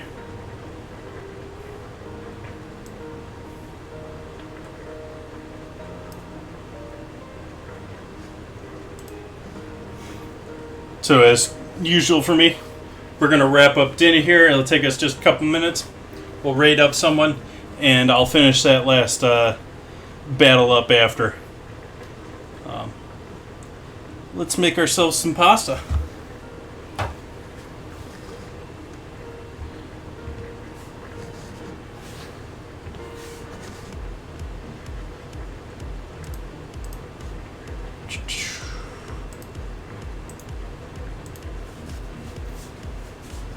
Cut the heat on that too. Nice.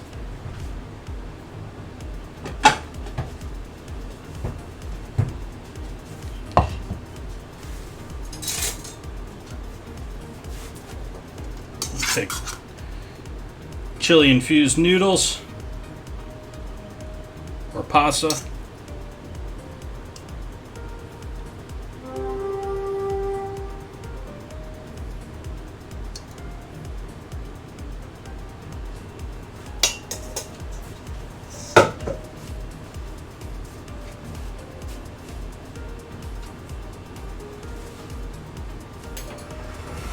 Add in our lovely braised chicken here with some of its lovely liquid chocolateness.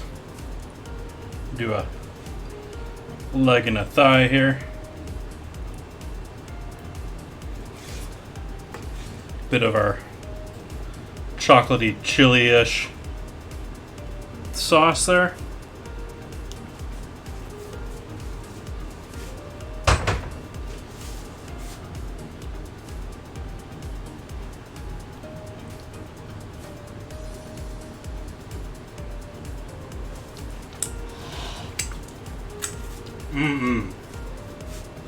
Like I said before, that is not something you would not think that was a chocolate base. There's chocolate there. If you ask someone, say there's chocolate there, but it doesn't taste like it's milk chocolate, or rather, yeah, chocolate milk chicken. It's got some good flavor to it. It's almost like mole, like I said. Doesn't quite have the depth. Doesn't quite have all the other ingredients and stuff in there, but we got all that deep dark chili, those chocolate notes, and this pasta should be just great with it too. That's good by itself.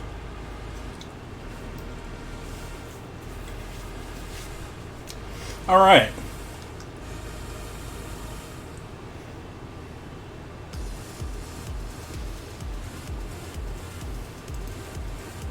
Give me a quick moment here to figure out what's going on here.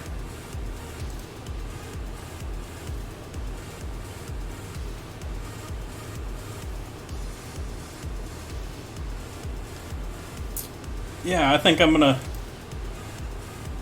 give a host up here too. We'll give her a close up here.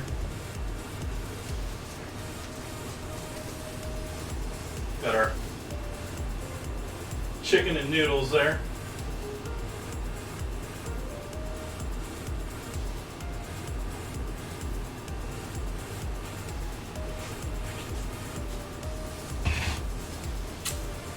Then we got our chocolate pie,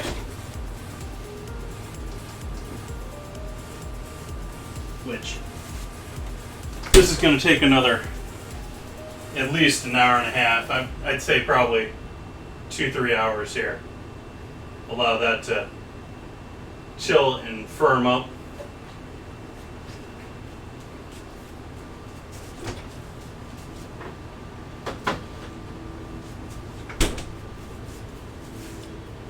Awesome. So, as I said before, I will be back here. Today is Sunday, so my next stream will be on Wednesday. I do Wednesday, Friday, and Sunday every week. I've skipped maybe 1 or 2 days in the last 6 months. Pretty dedicated to keeping that same schedule. I hope you guys come back and join me again. I am going to give a host up here, or rather a raid here, to a fine individual that is responsible for setting up most of this Noodle Week. most. Team Bone In as a group seems to be working behind this one, but oh, come on, browser, let's go. Why does my browser want to start lagging whenever I want to host someone?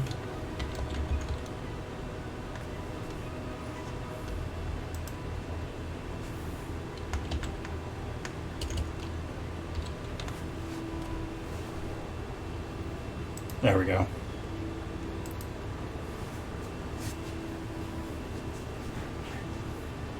So I'm going to give a raid here to Minnesota Taz. I hope you give him a warm welcome. He is a regular here on Twitch. He is one of the founding members of the 8-bit community. Also does a lot of awesome stuff here with Team Bone In. He's been sort of the head of this whole weekly themed events. We've had Curry Week, doing Noodle Week. I've heard whispers of other things like Casserole Week. Should be some interesting things coming up here. I hope you guys give him a warm welcome, and I hope you come back and join me on Wednesday. Have a great night.